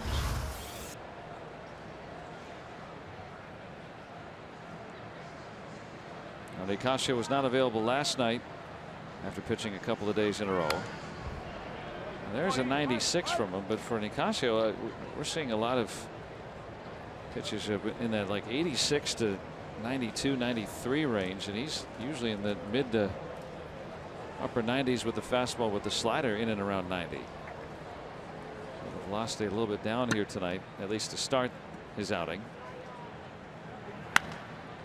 And I wonder if, as that one twists foul and into the seats, I wonder if that assumedly slider was thrown to Santana closer to 90 or 91 instead of 86. I wonder if that would have had any change. But Nicasio has been used a lot this year, and it's been very, very effective. But lately, a couple of hiccups.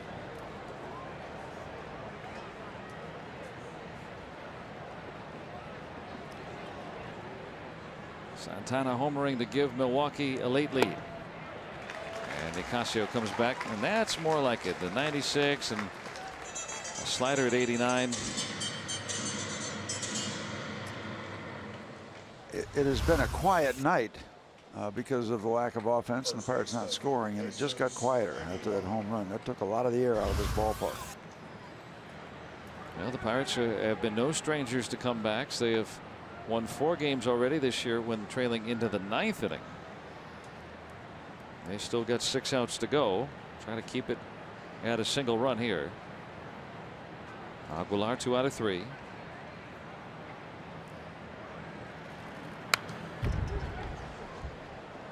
And that ball upstairs at 94 miles an hour near the top of the strike zone.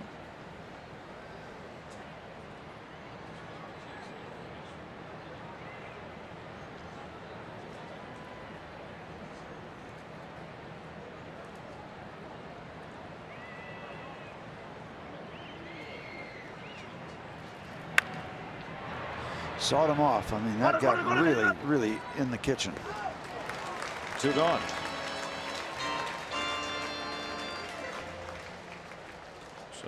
And just a reminder, as you enjoy a cold one, to look forward to Miller Time later in the game, brought to you by Miller Lite.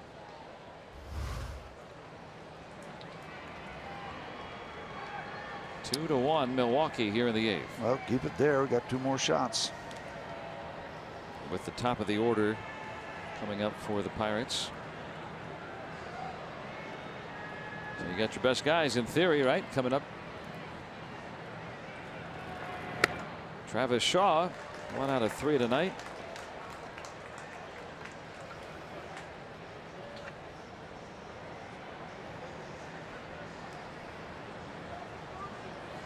Pirates out hitting the Brewers 8-7. Milwaukee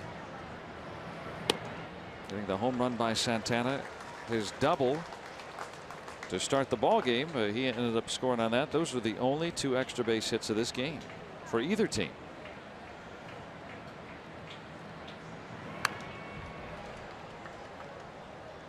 So Domingo getting it done on a Wednesday.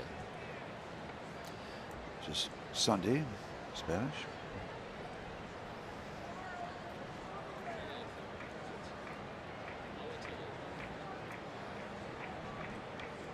And from Santo Domingo. That's right. We were talking about that last night. Yeah. 0-2. And a foul tip. He comes back to strike him out. So Nicasio retires the side after the home run. And now the Bucks bats need to recover a run.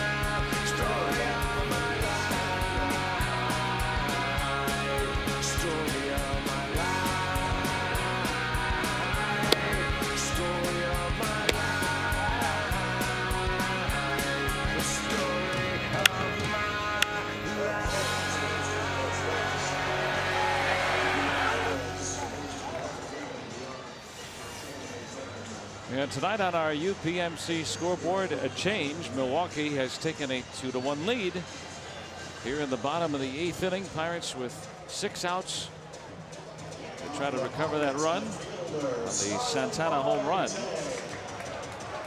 the game's only 2 extra base hits tonight.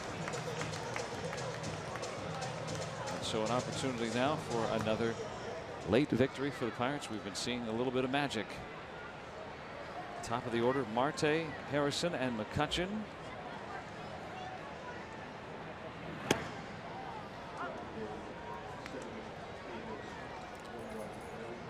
Hard throwing Jacob Barnes. Take a look at the innings. Basically 42, 48 strikeouts. Impressive. Opponents batting just .205.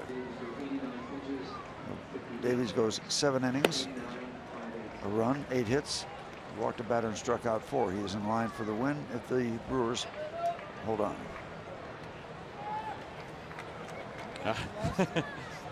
Yeah, a vote for Starling Marte, right? Marte Park.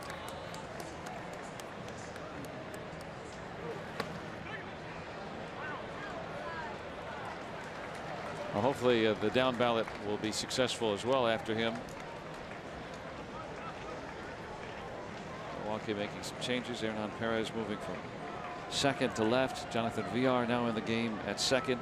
Eric Thames swings from left to first, so they get Aguilar out. More bat, less glove. Villar will bat in the 9th spot, due up 5th in the 9th.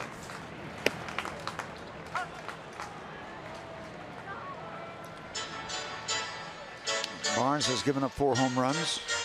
Thinking along those lines. One of those gets us back to square one.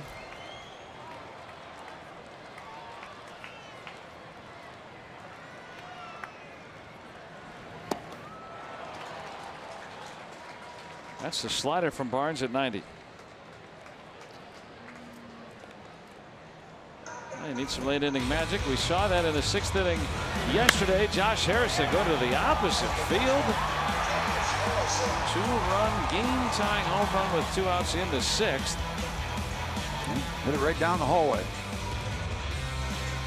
Pirates down 3-0 entering that 6th inning, coming back to win 4-3 last night. They've taken the first 2 games of this series. They've all been tight, as it is again tonight, but they trail by a run, needing really all the wins they can get, especially against the team at the top right now.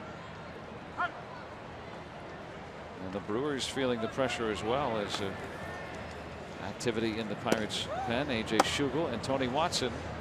Schugel pitched a scoreless inning last night, right after the Pirates took the lead.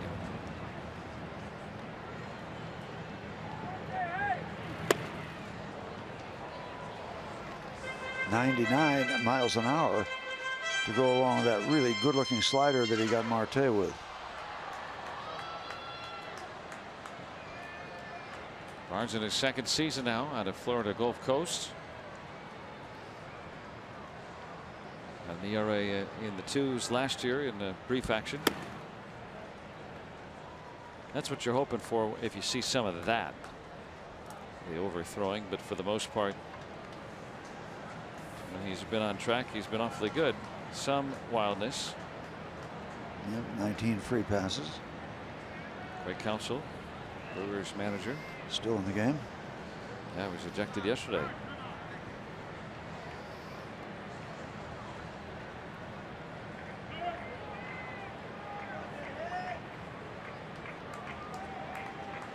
Well, one swing of the bat can give the Pirates new life here in the 8th.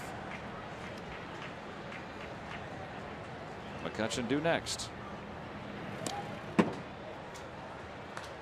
Look, that fastball. Yeah, they want right here. Hit it toward the lights. Just like the natural, you know, hit it in one of those cameras and blow up the camera and tie the game. Well, they bought the insurance.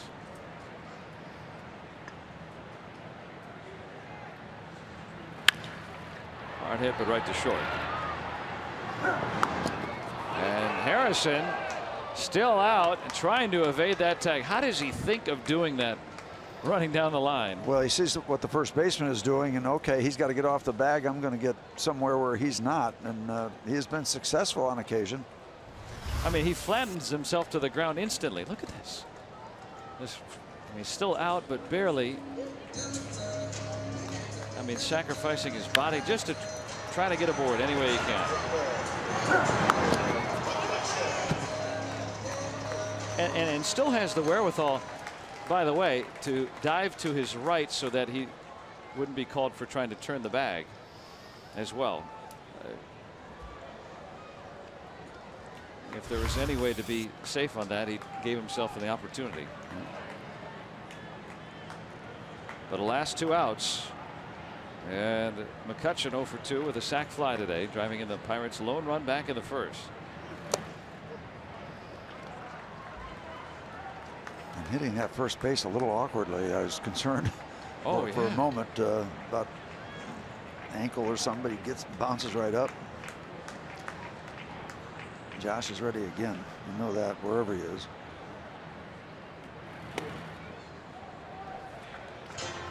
He's found ways to get around those before somehow.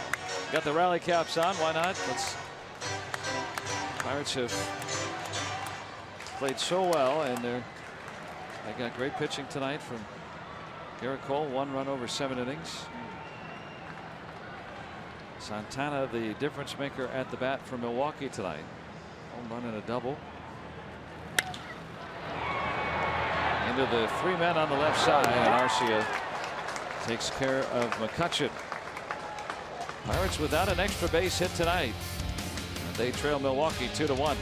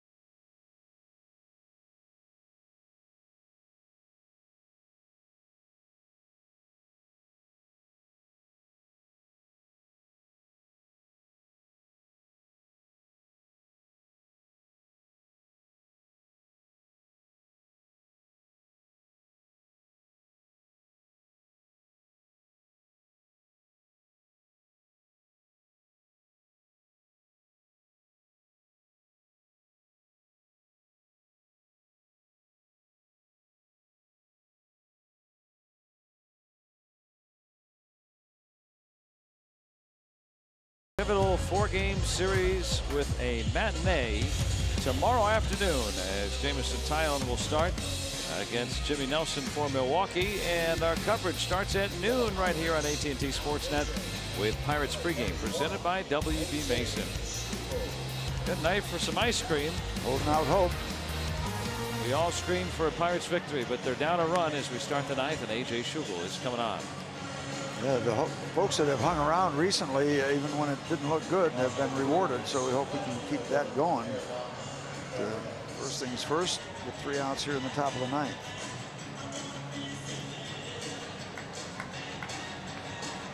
Schugel with a scoreless inning yesterday in his brief action. Has pitched well as he did last year. Pretty reliable reliever. Hernan Perez, then Jet Bandy, Keon Broxton due up. Hit well out to right center, but McCutcheon with the beat up. One pitch, 1 out for Schugel. He's proven that he's early on got the ability to throw strikes and get some fairly quick outs. A.J. Schugel.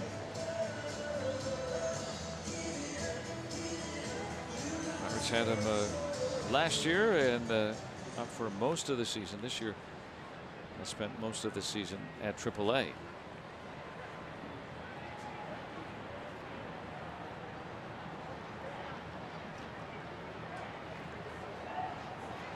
Bandy 1 out of 3. Pirates have Osuna, Freese, and Polanco due up near the bottom of the ninth inning. Likely against, Corey Knebel. Yep. With his 79 strikeouts in 44 innings. Eye popping. There's some people that come out of Major League bullpens that have staggering numbers. He's one of them. Yeah, Osuna due to lead off.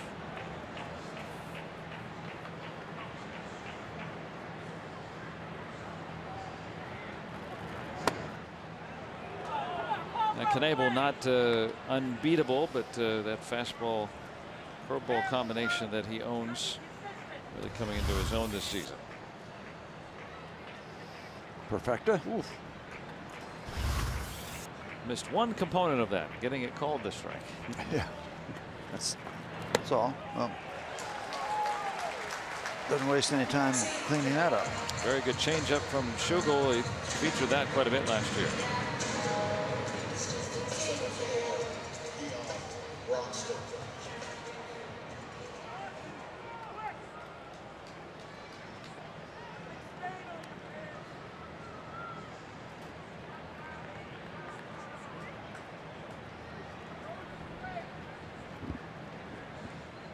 Orioles with a big lead over the Rangers tonight.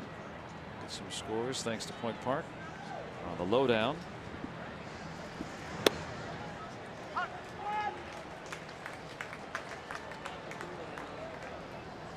White Sox calling up Yoan Moncada today, one of the more heralded prospects around baseball. They are going all in with the young guys.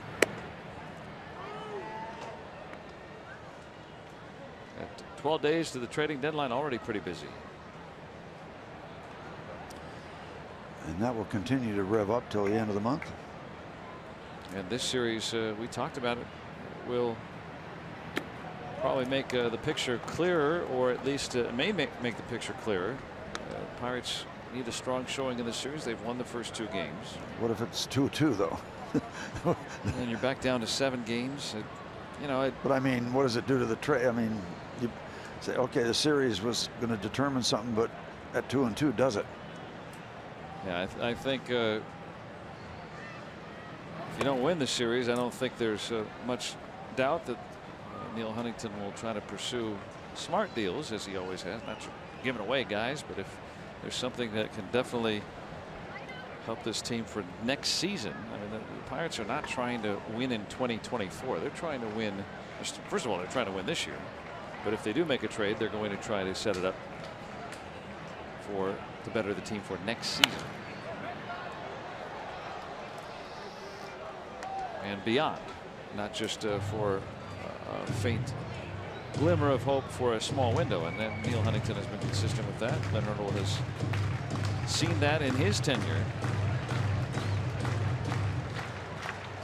And the Brewers, this is fascinating for the Brewers too, because their lead has shrunk to 2 games at the moment over the Cubs. What are they going to do? Are they buyers, or are they still going to? Are they still in rebuilding mode? That's what has been their MO. First walk from a Pirate pitcher tonight.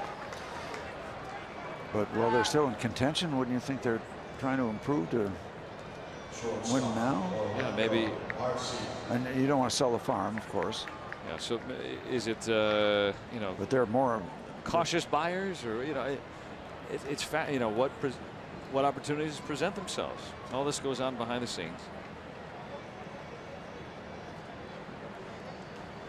I have a feeling that this NL Central will jumble in August quite a bit, or even maybe in this month. Or we might see 2, 3, or even 4 different teams leading at some point before it finally kind of gets settled over that final 4, 6 weeks or so.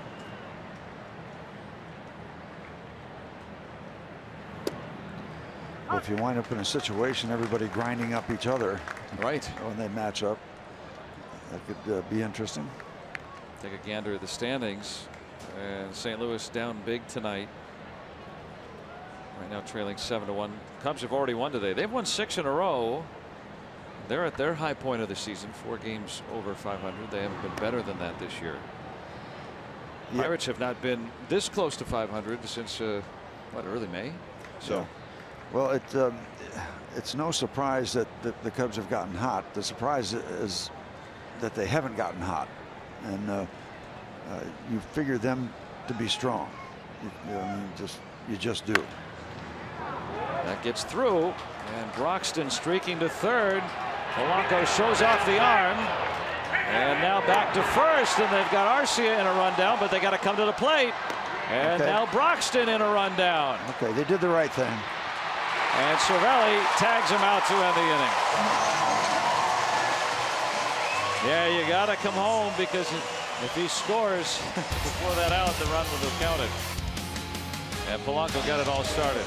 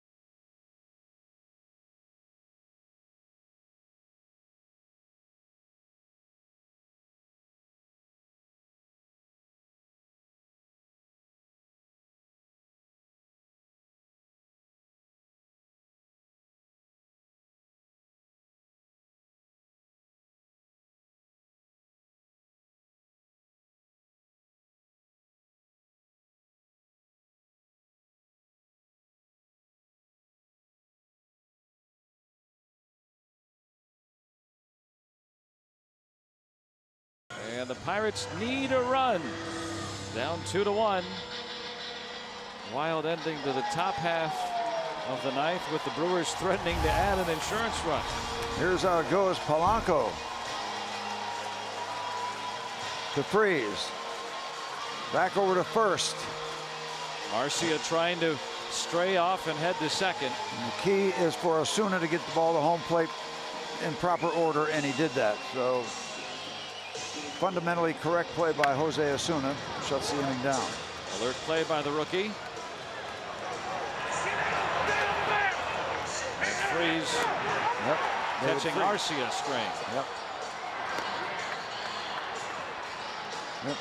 Good judgment by Freese, awareness by Freese, awareness by Osuna. We'll go to the bottom of the ninth against Corey Knebel, who, as we said, 44 innings, 79 strikeouts. Broxton, the final out. And the final inning for the Pirates, unless they get a run here. It might be the final inning if they get to. Against Knebel. Closer in college at Texas, assuming that role this year after the former Pirate Neftali Feliz removed from that role and subsequently released. John Jaso, pinch hitting, sending it soaring in the air to center. And Broxton able to haul it in. Wow. That close. That close. It had a little bit of carry, not much help from the wind, but he hit it a long way. Broxton got back there. Oh, timed his leap, and the fact that he had time because of the height lets him set up, go way up there. Kind of down in the heel of the glove, but he holds on. That's a tremendous play. Perhaps a game saver for the Brewers. He threw him a fastball right down the middle, and Jaso did not miss it. Neither did Broxton.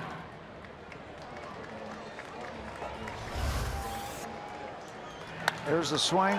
John looking, knows that he got a lot of it. And you see the Pirates up ready to go crazy, and well, that picture tells it all. Jaso has had the knack for clutch this year 3 times. He's had the game-winning or game-tying RBI in the 9th or later, but Broxton negating that. Terrific play. So he makes the final out in the top half, and he makes the first out here in the 9th.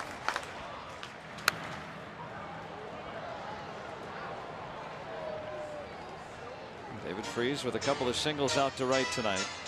Knebel just came out of the woodwork. I mean, really nothing that would indicate what this was going to be this year, last year. But no saves, just kind of a journeyman out of the bullpen.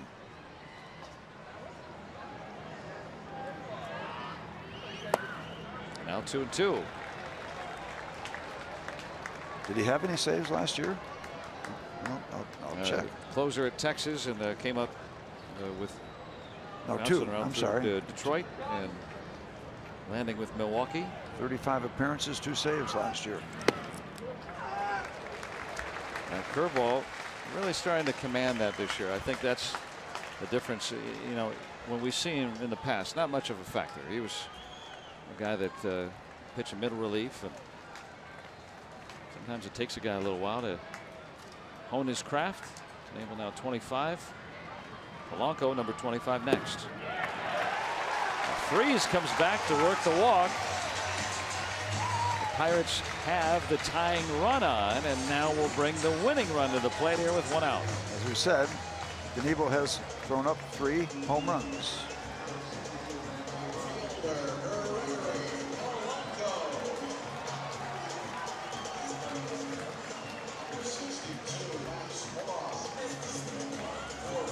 Polanco with plenty of power.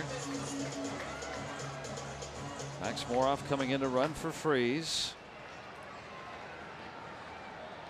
Pirates still have Frazier and Stewart available.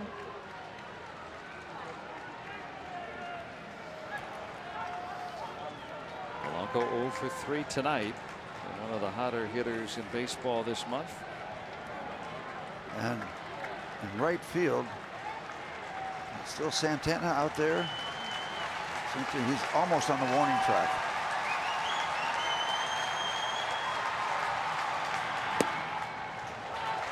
Curveball misses for ball 1.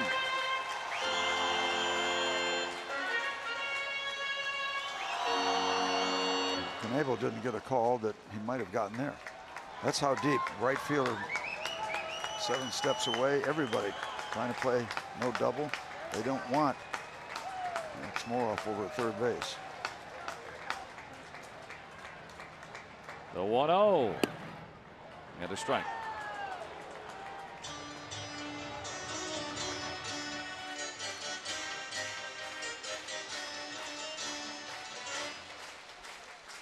We have seen all close ones in this series. The first two have gone the Pirates' way. And 4 times this season, as Moroff is back, the Pirates have come from behind in the 9th to win. They've done it on this homestand, looking to do it again here tonight.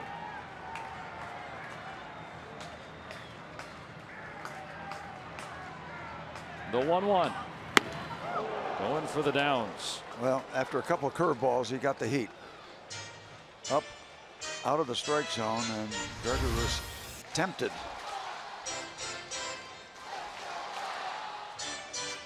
Now, will he stay up there or go back to that good curveball? That's some Texas high heat.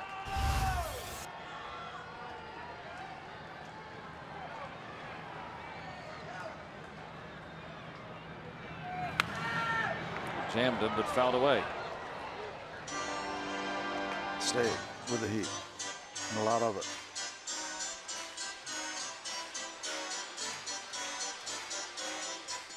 First pitch was a breaking ball downstairs. Everything since then, even including one breaking ball, up.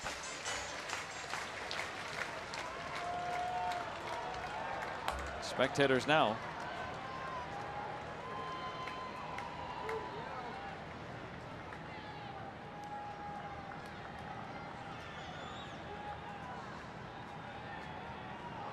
One, two. Now 2-2.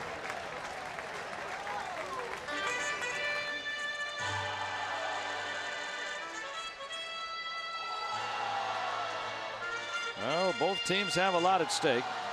Pirates playing their best baseball of the season. Trying to crawl back into the periphery of this race. They need to beat the teams ahead of them. As Cervelli waits.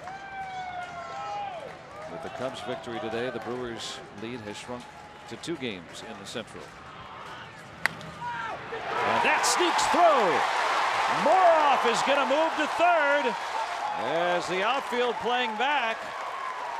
And now the tying run 90 feet away. The winning run is aboard here in the 9th.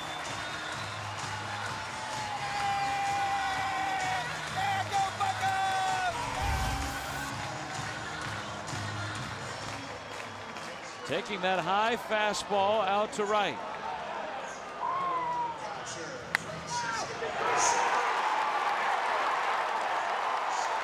And he saw a lot of them.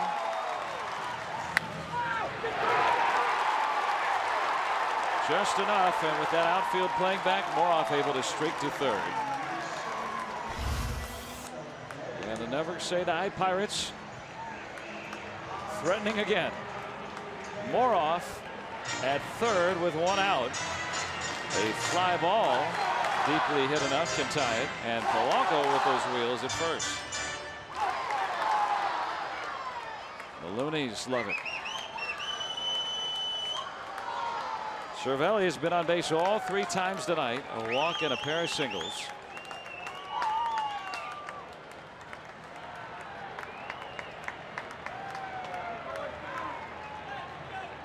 And the Pirates break through against Knebel.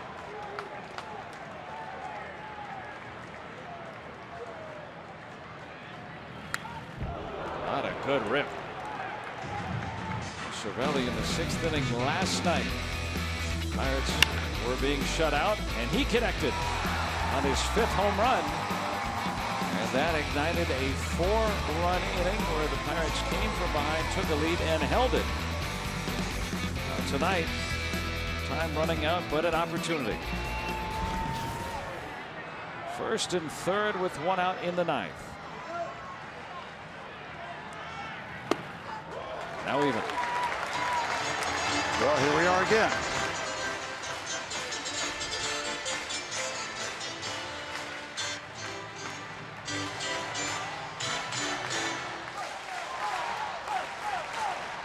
A tying run and Moroff 90 feet away.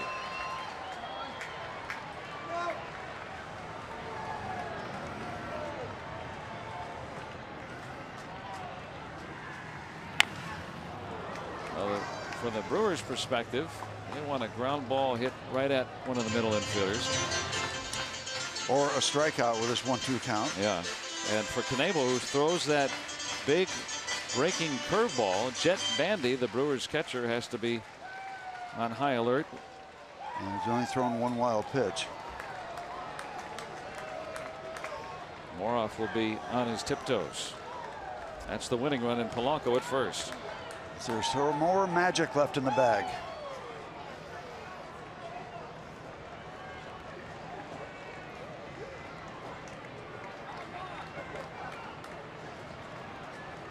High drama again here tonight.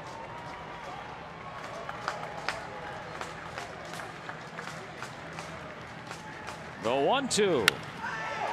A little poke out to right. It drops in, and the Pirates have tied it in the ninth. Incredible. There is more magic left in the bag.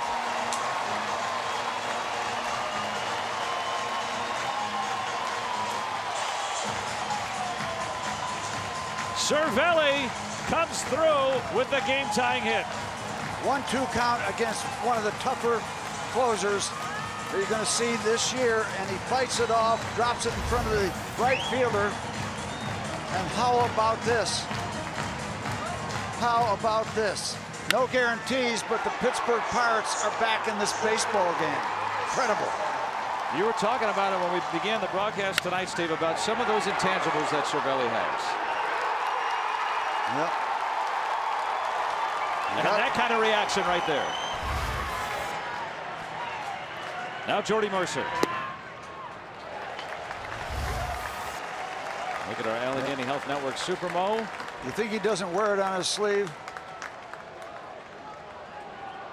Game-tying hit. Yeah. You cannot mistake that man loves what he does for a living. And now you got the lead runner in Polanco with decent speed. And you hit one out. Ball out to the outfield and base hit. Yeah, probably going to send him. Oh, yes. Oh, yes. Even with one out, sure. Got to. And now Mercer in a favorable count, 2-0. Now, does Knebel have enough confidence in that curveball to throw it here when Mercer has got to be looking for a fastball? Does he think he can get it in for a strike, or is he going to go with his #1 pitch, which you got to think is the heat? That is what he can do. The 2-0. Well, he got the heat. Yeah. Yeah, I don't think you risk the curveball in that situation, even though you know they're looking for it. But if you can throw that kind of fastball right in there, then go ahead and throw it.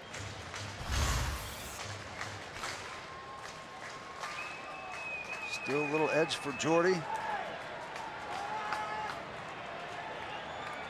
Polanco, the winning run at second with one out. Pirates have tied it in the ninth. More heat. Well, Knebel has failed to convert the save. Now he's just got to try to hold on for dear life. This Brewers team has lost 3 in a row. And the Pirates have all the momentum.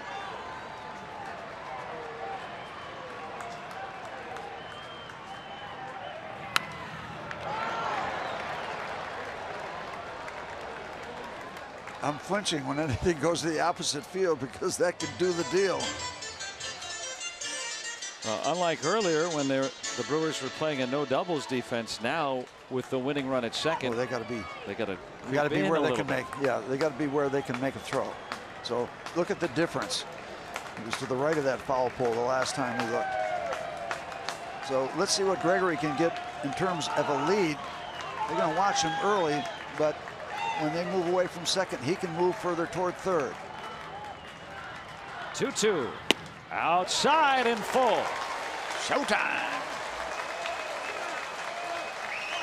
Adam Frazier would bat for Schugel.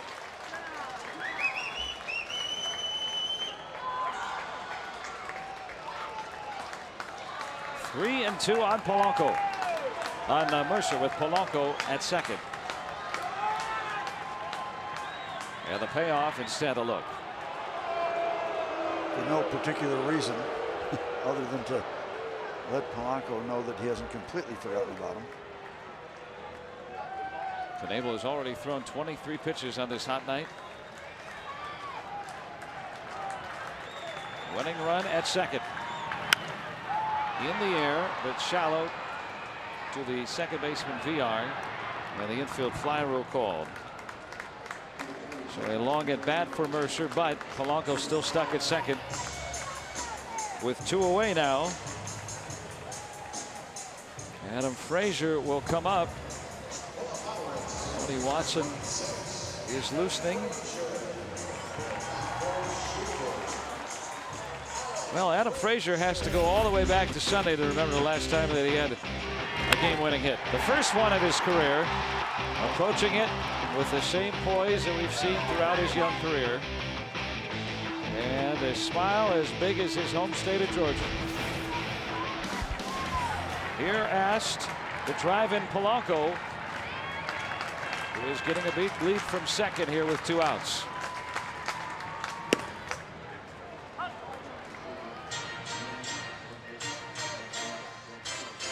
Frazier at 265. He has hit better since the All-Star break.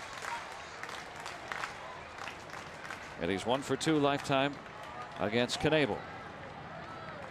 Tying run out at second. Or winning run, I should say, after the tying run is scored on the Cervelli single, bringing home more off the pinch runner. Cervelli trailing at first, but it is Polanco at second. With that good speed, Brewers outfield playing shallow. And now 1-2. Boy, he isn't fooling around with a lot of finesse right now, but he's ahead in the count, so he has that weapon, that good curveball. And even if he misses with it, he's not in real trouble. So tough spot for Adam Frazier. He has shown us that he can handle some tough spots. Polanco at second with 2 outs. The winning run after the Pirates have tied it. Spoiling that curve. There's the curveball. Yep. Adam doing a good job. That's such a tough situation when you're seeing 95, 97 miles, 98 miles an hour fastballs. And you have to be out for them, but still aware enough that you can hold off some kind of way and spoil a good curveball. The Pirates have walked off already twice on this homestand. Can they do it again? The 1-2. And spoiled away again, that time on the fastball.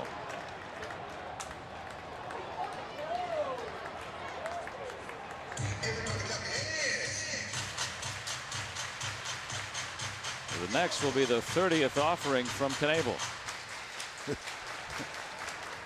Probably say it too many times, Joe, but this is why they call it the big leagues, this kind of stuff. This is Major League Baseball.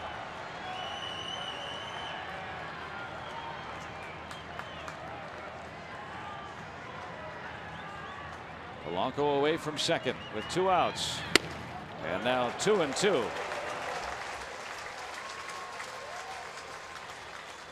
Well, Knebel has seen the 30 pitch mark 4 different times now this season. So the Texan in this orange summer heat, unfazed by this load. But the Pirates have gotten to him here in the 9th.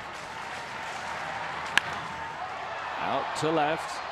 Perez right there, and we're going to see extra innings tonight. But the Pirates rally to tie. Francisco Cervelli with the RBI single, and we will have an extra inning tonight thanks to Cervelli.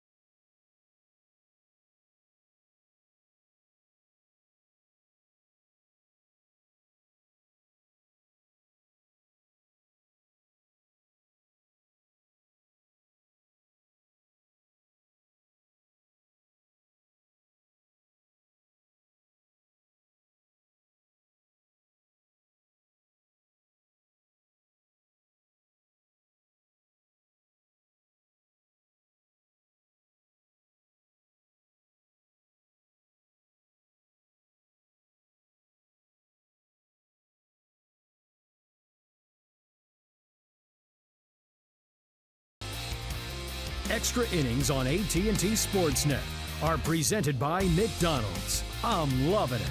62. A 10th inning coming up thanks to Francisco Cervelli's RBI single in the bottom of the 9th. 2-2. And the Pirates really thrilling us on this homestand, really making this interesting.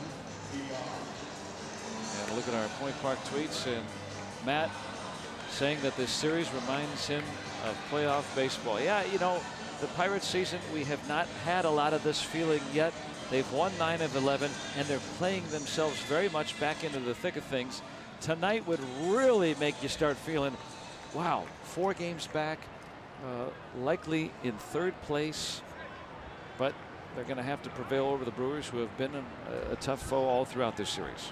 Nobody's budged tonight. No. Next up is Tony Watson. Pitcher number 4 for the Pirates tonight. His set of statistics.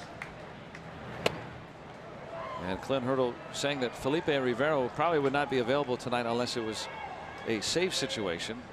Well, he's not going to be available tonight. So here it is with Watson and the rest of the crew. No Hudson either tonight. So if that holds true, you got Marinez and LeBlanc following Watson available for the extra innings. Every pitch means something now. VR runs very well, and Harrison just in the game at 3rd makes an extraordinary play to get VR. Wow. He just moved over there to 3rd, and he made an all-star play. Exactly. You can't say anything more about it. Joe, he comes in, bare hand, throws on the move, accuracy and strength in the throw, and that is huge. Really good bunt. Not in my house. Nope. What a play. What a play. Now Santana, who has been quite the thorn in the sides of the Pirates today. He has doubled and homered and scored both the Milwaukee runs. And the updated infield now, Harrison at 3rd now, with Morov staying in at 2nd and Jaso staying in at 1st. Pitcher stays in the 9th spot. Tony Watson not getting that inside corner. The first pitch he delivered to VR was a strike. He didn't get it. This pitch delivered to Santana was a strike, and he didn't get it. So now 2-0 to a dangerous hitter.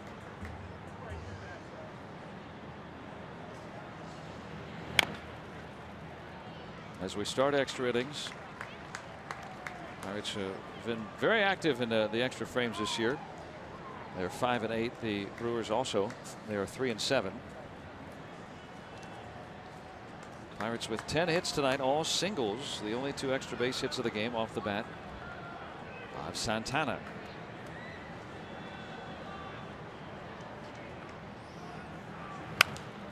So it's 0-4 now, right? Yeah. See, Tony has not missed yet.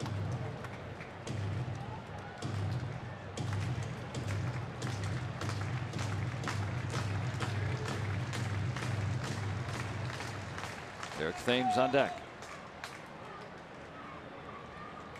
Brewers have Brett Phillips, a left-handed batter, Ryan Braun, and the backup catcher Manny Pena on their bench too. Big pitch by Tony Watson right there. Goes back door to get Santana. It's on the other side of a big bat.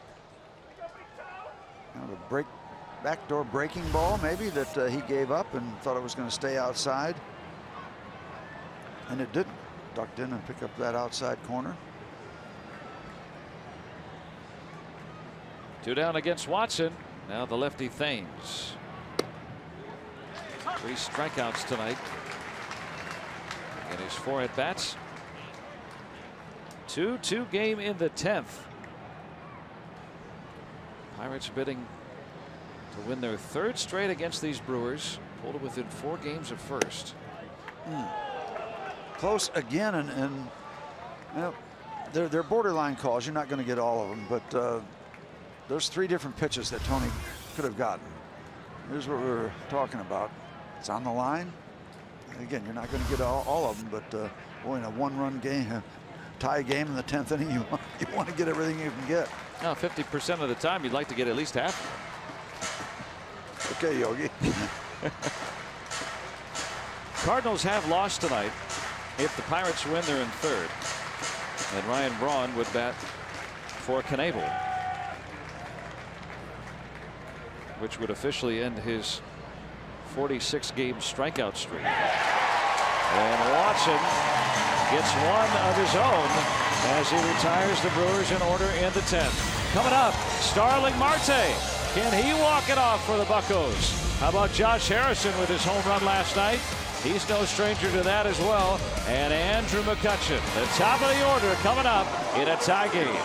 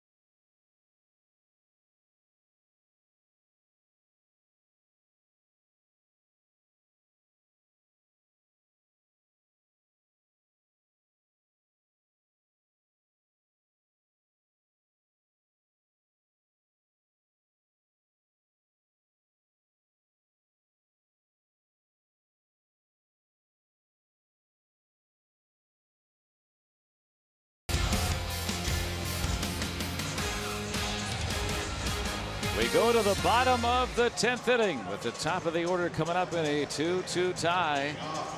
Marte will start it. Josh Harrison, Andrew McCutchen coming up. Pirates score, they win it, and they'll try to do it against an old friend. Numbers for Jared. Good ERA, under 3. He has done good work for the Brewers. He has not allowed a run in each of his last 13 appearances. Well, that's what you're going to see. Most of the deliveries downstairs for Jared. Staying on top of the baseball. Pirates cut him loose in spring training. It wasn't long before the Brewers got him. Now even on Marte. See, what's interesting about Marte with that sleeve he's got, it really represents the 3 rivers. You can see it. You got the Mon, you got the Allegheny becoming the Ohio with those yellow strips. See if you can put one in the seats. Be happy with it on land. 4 career walk-offs for Marte.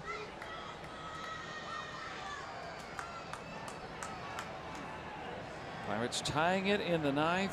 Francisco Cervelli with an RBI single.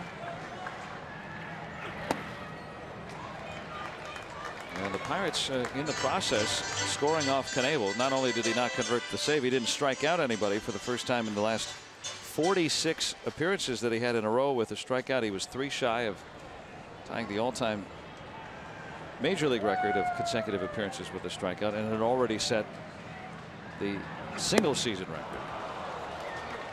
Hughes with a strikeout though of Marte in the 10th. When he is right, he is nasty. There's all kind of movement with his delivery. Down and in, and that winds up way out of the strike zone. Nothing up in the hitting area bring that at bat for Starling Marte. Looking ahead for the Pirates bench, just Chris Stewart left after the Pirates emptying the bench, trying to get that game tied. And Milwaukee in their bullpen has 4 righties and a lefty still available. Pirates hope to render that moot. They get 1 runner across home plate. That's that. Harrison homered yesterday. He's 2 for 4 tonight. That one sent out toward the gap. Broxton on the run. He can't get there. And it's a double for Harrison here with 1 out in the 10th. Boy, he got a lot of that ball. I don't know what's going to happen if the bounce stays in play. Broxton is so fast. Probably still going to be a double, but it would have been fun to watch. Josh taking a look at that when he comes towards second base if it was still in play.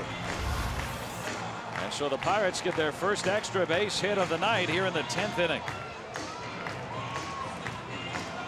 He's watching all the way because if he sees a bounce stay in, he's going to have thoughts of 3. And there's the bounce. Shuts it down.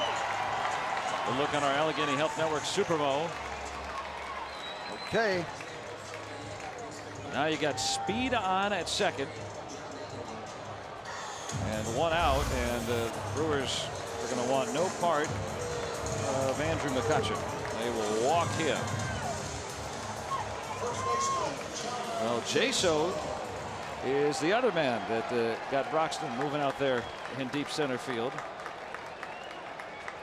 Harrison, the winning run at second after that 17th double of the season.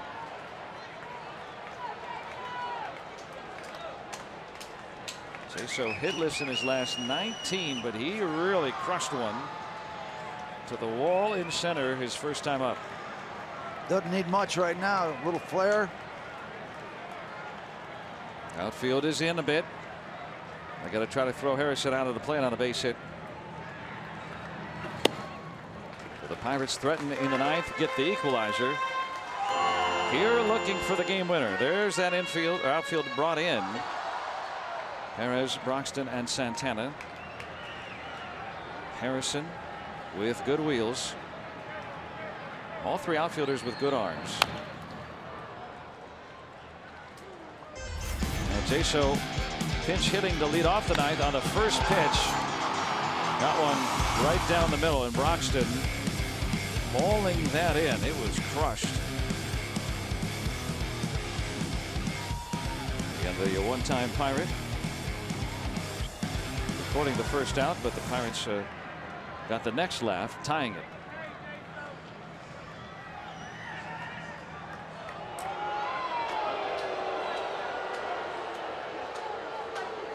And Josh can get pretty much what he wants because they've got to play it very honest on the infield. So really nobody paying much attention to him except Jared Hughes. Just turns around and let him know he's not forgetting about him completely. Yeah, they can't play that big shift on Jaso here. So Arcia just shaded toward the bag. A lot of times you'll see the second baseman out in short right and Arcia the second baseman on the right side of the infield. They can't do that here. And Jared Hughes with that sinker at 95 miles an hour. That's a lot of speed for a 2-seamer.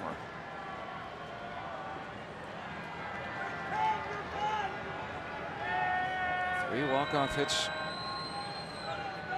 from Jaso.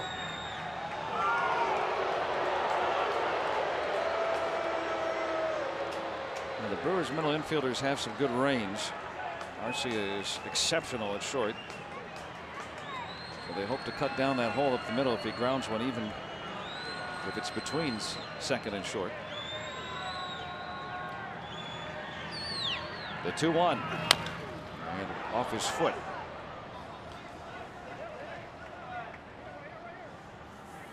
Just for informative purposes, Jared Hughes with that sinking. No one ever signaled foul ball, but now they're going to correct the situation. 6 wild pitches from Jared Hughes. You know, he works downstairs with a lot of movement, a lot of speed. So you wonder if that becomes a factor. Now Harrison trying to figure out what's going on. Craig Counsell trying to come out. Mike Winters, the home plate umpire, did not signal foul ball. It was hit off of Jaso's foot. And sometimes you see umpires just think, okay, well, you know, everybody knows what happened, but let's see here. And see, Winters normally will go up with 2 hands and say foul ball, but he got a part of the pant leg. Maybe it didn't get much. Josh thinking it might have been some kind of trick play. He wasn't going anywhere. Well, always making sure.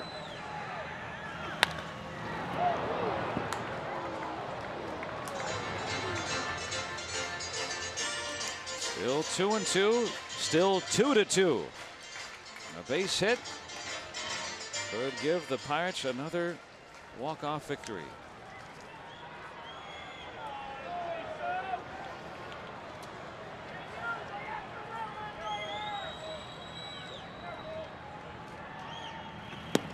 And now 3-2. Wow, what a take. That is gutsy. Yep. But and it was substantially outside, so you could see it running away too. So, yep. After the Brewers intentionally walked McCutchen, now a walk to Jaso would fill him up. Does he have to elevate here? See if any action is on.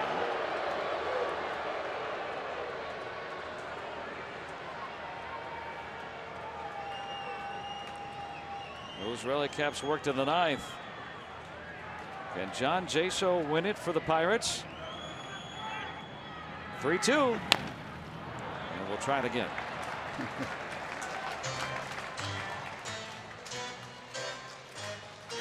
Max Moroff on deck. Well, if you love exciting baseball, boy, you bought the right ticket tonight. A lot of fans still here. They announced the attendance at 24,401. But if you hung around and the Pirates pulled this one out, well, you're seeing something pretty special. But you got to do it. Harrison, the winning run at second with 1 out. Out to center and deep. This should be enough for Harrison to tag. And the throw offline. Harrison is there, but now with 2 outs. Okay, and don't forget about those 6 wild pitches that Jared Hughes has thrown. Man on third. Would that be the way that ends it?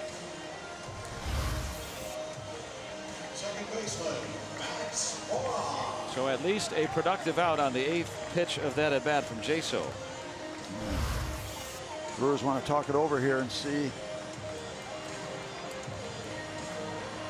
if they're wondering if McCutchen and Harrison would try to do anything tricky, like Andrew take off for second, and maybe Josh could find a way to get home. So they've got to be aware of that possibility. Is now Craig Counsell wants to join this conversation, maybe about something entirely different than that, but that could be a possibility because you've got good base runners, you've got good speed on first and third.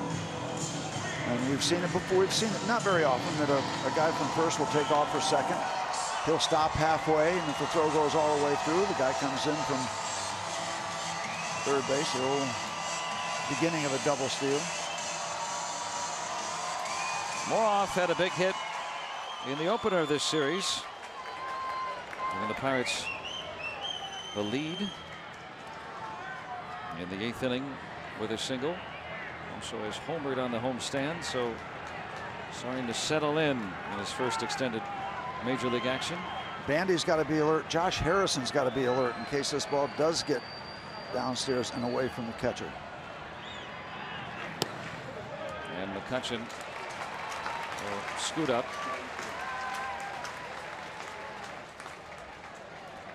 They gave him a stolen base because Thames was fairly near the runner.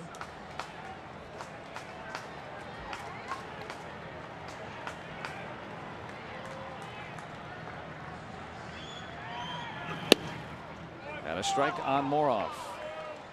Now the first one looked like it hit the zone. That one definitely did. No, Moroff. There you go, a couple pitches beautifully delivered, quite honestly, by Jared Hughes. Got a break. It's 1-1. Now the rookie has a chance to delight this home crowd and come through with another big hit.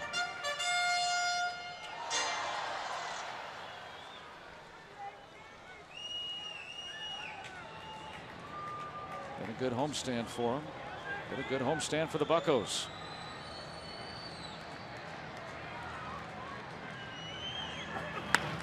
That one a little flare, and it's just enough. And Max Moroff is the hero. He wins it for the Pirates here in the 10th inning. Unbelievable. Call the cops. Call the cops. There's a robbery on the north side. There is magic left in the bag. And the Brewers will walk off the field as the Pirates walk off winners for the 3rd time on this homestand. They have won 10 of 12, and the kid from Orlando, Winter Park to be exact, who was struggling from the outset in his big league career, has had quite the week. And what a big hit from Moroff, and what a comeback win again for the Buccos here tonight. Unbelievable. And these fans, if you hung around for this one tonight, yep, good for you. And the Pittsburgh Pirates just don't want to seem to go away. It's fun. It's good Major League Baseball. The Buccos. Watch the bench. Get up there, guys. Enough? Oh, yeah. And the Pirates have taken 3 straight from Milwaukee. They have leapfrogged the Cardinals in the standings. And would you believe it? The Pirates are within 4 games of first here on July 19th. Now with just the Cubs and Brewers in their sights. And let's go downstairs to Dan Potash with the hero tonight, Max Moroff. Well, he's actually blocking the shot here. Let me have him step back over here. Oh,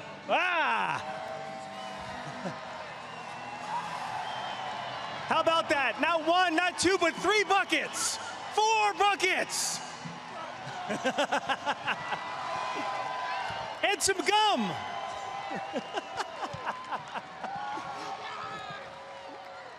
You guys got anything else? Is that it? More gum. And sunflower seeds. Okay, before the party gets any crazier, how you feeling right now? Pretty well. I feel good, man. My first walk-off up here, and I'm glad we won. So Sunday you have your first career Major League home run with your mom in the stands. She gets to watch you play in person at the big league level for the first time. Please tell me she's still here. She isn't, but I'm sure she's watching on TV right now. All right, well, good enough. So take me to that at bat with everything that's going on with the Pirates trying to make a run here. You have to face off against a former Bucco and find a way to put a base hit in the field. Yeah, I just want to score the run on second, just put the ball in play and put it where they weren't. Now, just in case you didn't know, with the victory, the Pirates now climb into 3rd place in the NL Central Division, 4 games off the pace. How's that feel? That's pretty awesome, man. We're on a roll right now. Let's continue it. One guy that you got to talk about who's not forgotten, but he's in the clubhouse, Garrett Cole. What about what he was able to do for 7 innings tonight? Yeah, man, he did an amazing job and kept us in the game, and we ended up winning. Any more tricks in the bag for you come up tomorrow? We'll see. Hopefully I'm in there. Max Moroff, well done. Thank you. Go get a shower. I will. Max Moroff! 4 buckets of Gatorade, bubble gum, and sunflower seeds. Paul Antique, it's all yours.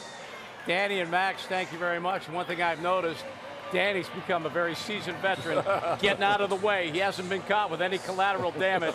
But Teague, this ability to just get all 27 outs before it's over, and it's not over until they decide it is, they have been absolutely the most resilient team I've seen in quite some time. Yeah, and Paul, usually when you're looking for a streak with this club, because the Brewers have been playing well, you're looking to put together a streak. Usually streaks, particularly extended streaks, start with games like this. They're not games where you just go out and dominate. You find a way to scratch and claw. You find a way to win. This has got the feeling of a start of a very nice, long winning streak of 15 games or so, 12 out of 15, whatever. Yeah, right now it's 10 out of 12, which isn't bad. They're certainly on a roll. As we promised during the broadcast, it's time for Miller Time. It's brought to you by Miller Lite. For the 3rd time in this homestand, we've had a first-time walk-off contributor. Tonight it was Max Moroff, certainly Miller time, as you saw Josh Harrison come in and score the game winner This poor guy has really struggled offensively. Came to the plate, just 6 hits in 52 appearances. But that 7th hit, that's one he'll remember for quite some time. Earlier this week, he did have his first ever career big league home run. But all in all, it's the Pirates winning it in extra innings, making it 3 straight against the Brewers. And now they find themselves just 4 games back in the National League Central. It has been one heck of a week of baseball. It started with 2 of 3 against the Cardinals. Now they can get out the broom and look for that sweep against the Brewers tomorrow. Remember, that is a 12:30 start that we'll have for you right here on AT&T Sportsnet. The Pirates win it in extras by the final of 3-2. Teak and I are just getting warmed up. Pirates postgame straight ahead.